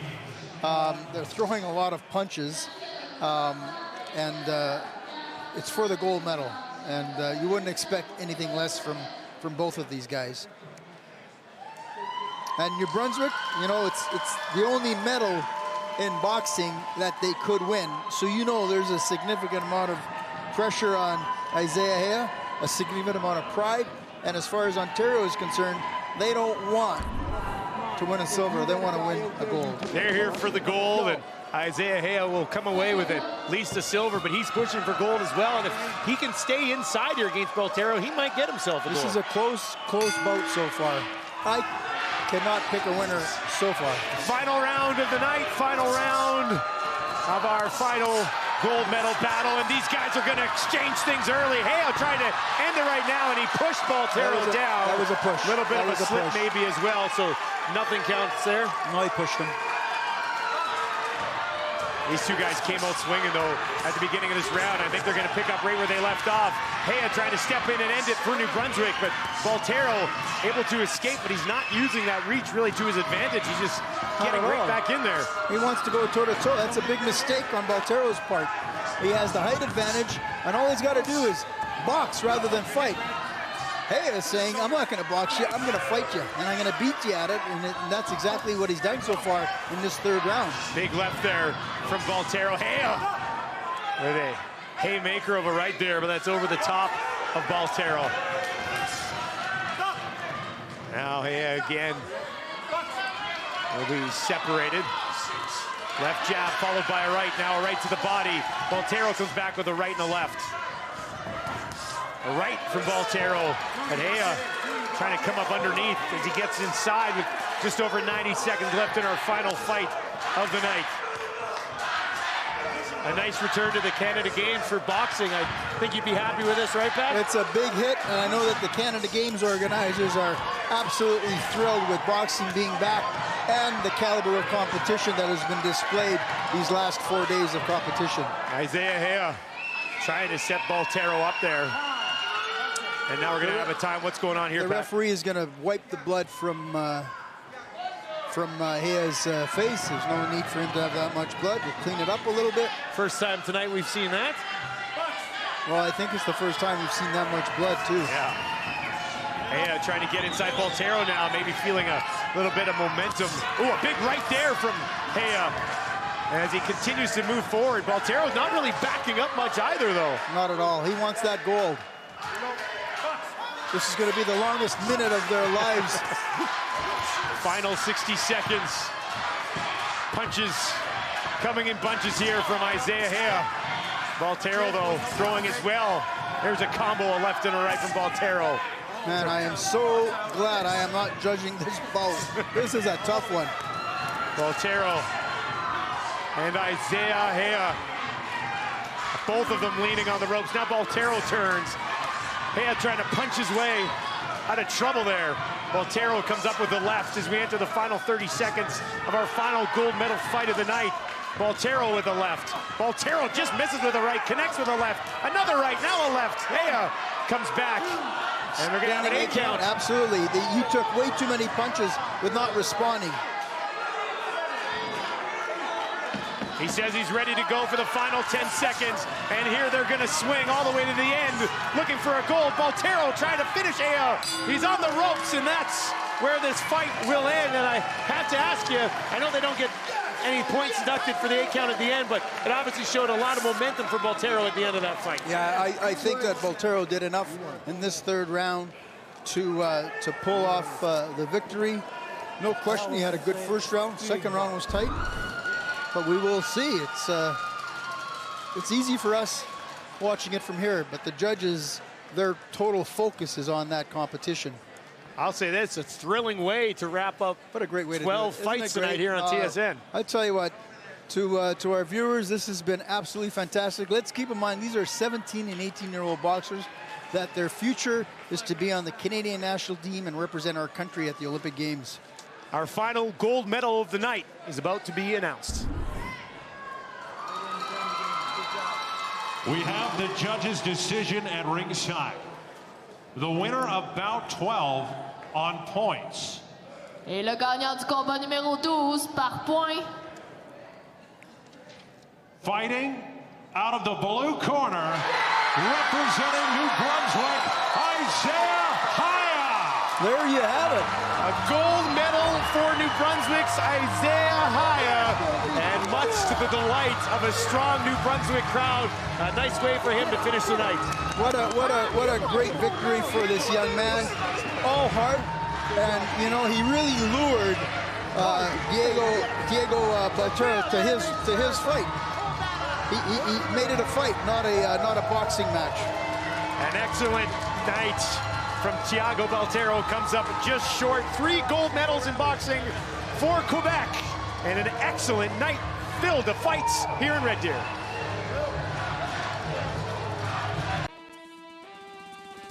And Quebec continuing their domination atop of the medal standings. A total of 42 medals, including 13 gold, 16 silver, and 13 bronze. Coming up tomorrow, we still got your Canada Winter Games coverage. The 1,000-meter short track speed skating coverage starts 9:30 Eastern, 6:30 Pacific. You can watch it on TSN3, and to get you all set up, let's go to Paul Hollingsworth. Thank you. Joined by Susan Ock, our speed skating analyst for the 2019 Canada Games on TSN. Susan, here in Red Deer, we've seen some long-time records fall this week in speed skating. Why are they happening this year? Why Red Deer? Why 2019?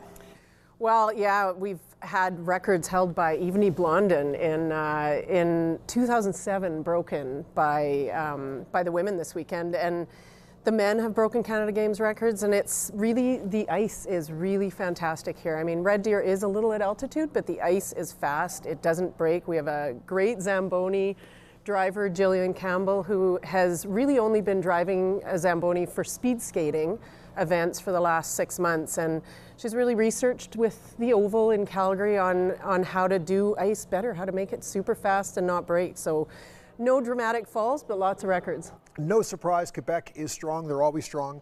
As they pull away from the pack from the other provinces, what are some of the other provinces who have done really well this week? Well, you know, we've had Ontario and Alberta break into medals this week, and or break into the top finals this week. And we do have almost our whole junior world team here. We're missing one member. Quebec is always going to be very, very strong, as they've been historically strong in short track. But Ontario and Alberta really are looking up. So returning to some of the individual athletes, we mentioned the records have fallen. At previous Canada Games, of course, as you know, we've seen athletes do well here and do bigger things on bigger stages, sometimes on the world stage. So with that in mind, who are some of the skaters that have grabbed your attention this week and who will grab our attention in the 1,000-meter finals for the men's and women's on Thursday? Yeah, absolutely. Long-time records from Evgeny Blondin from 2007, Valerie Malte, Marianne St. Gelais are likely to get broken or could get broken this week by athletes who have done Junior Worlds, but other athletes have been broken into the medals already in the 1500. Claudia Heaney, who won a Junior World bronze medal, did not win a medal, fell in the 1500, but really has a great shot at a 1,000-meter medal. Juliet Brindamore, who won the 1500 gold, and Lee Chamberlain on the women's side, who was the silver medalist in the 1500.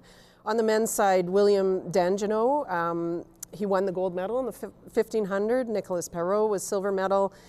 Mate Peterson from Alberta won the bronze medal. So they're all faces to watch for the 1,000-meter tomorrow. Faces to watch and athletes to grab our attention. We're excited for Thursday, the 1,000-meter finals for the men's and women's competitions happening in speed skating as TSN's coverage of the 2019 Canada Winter Games continues, of course, on TSN. And we hope you enjoyed our coverage of the boxing finals as Quebec taking home 3 gold medals in that event. Be sure to check in with us for day 7. Tomorrow, we've got you covered with the 1,000-meter short track speed skating. We'll see you then.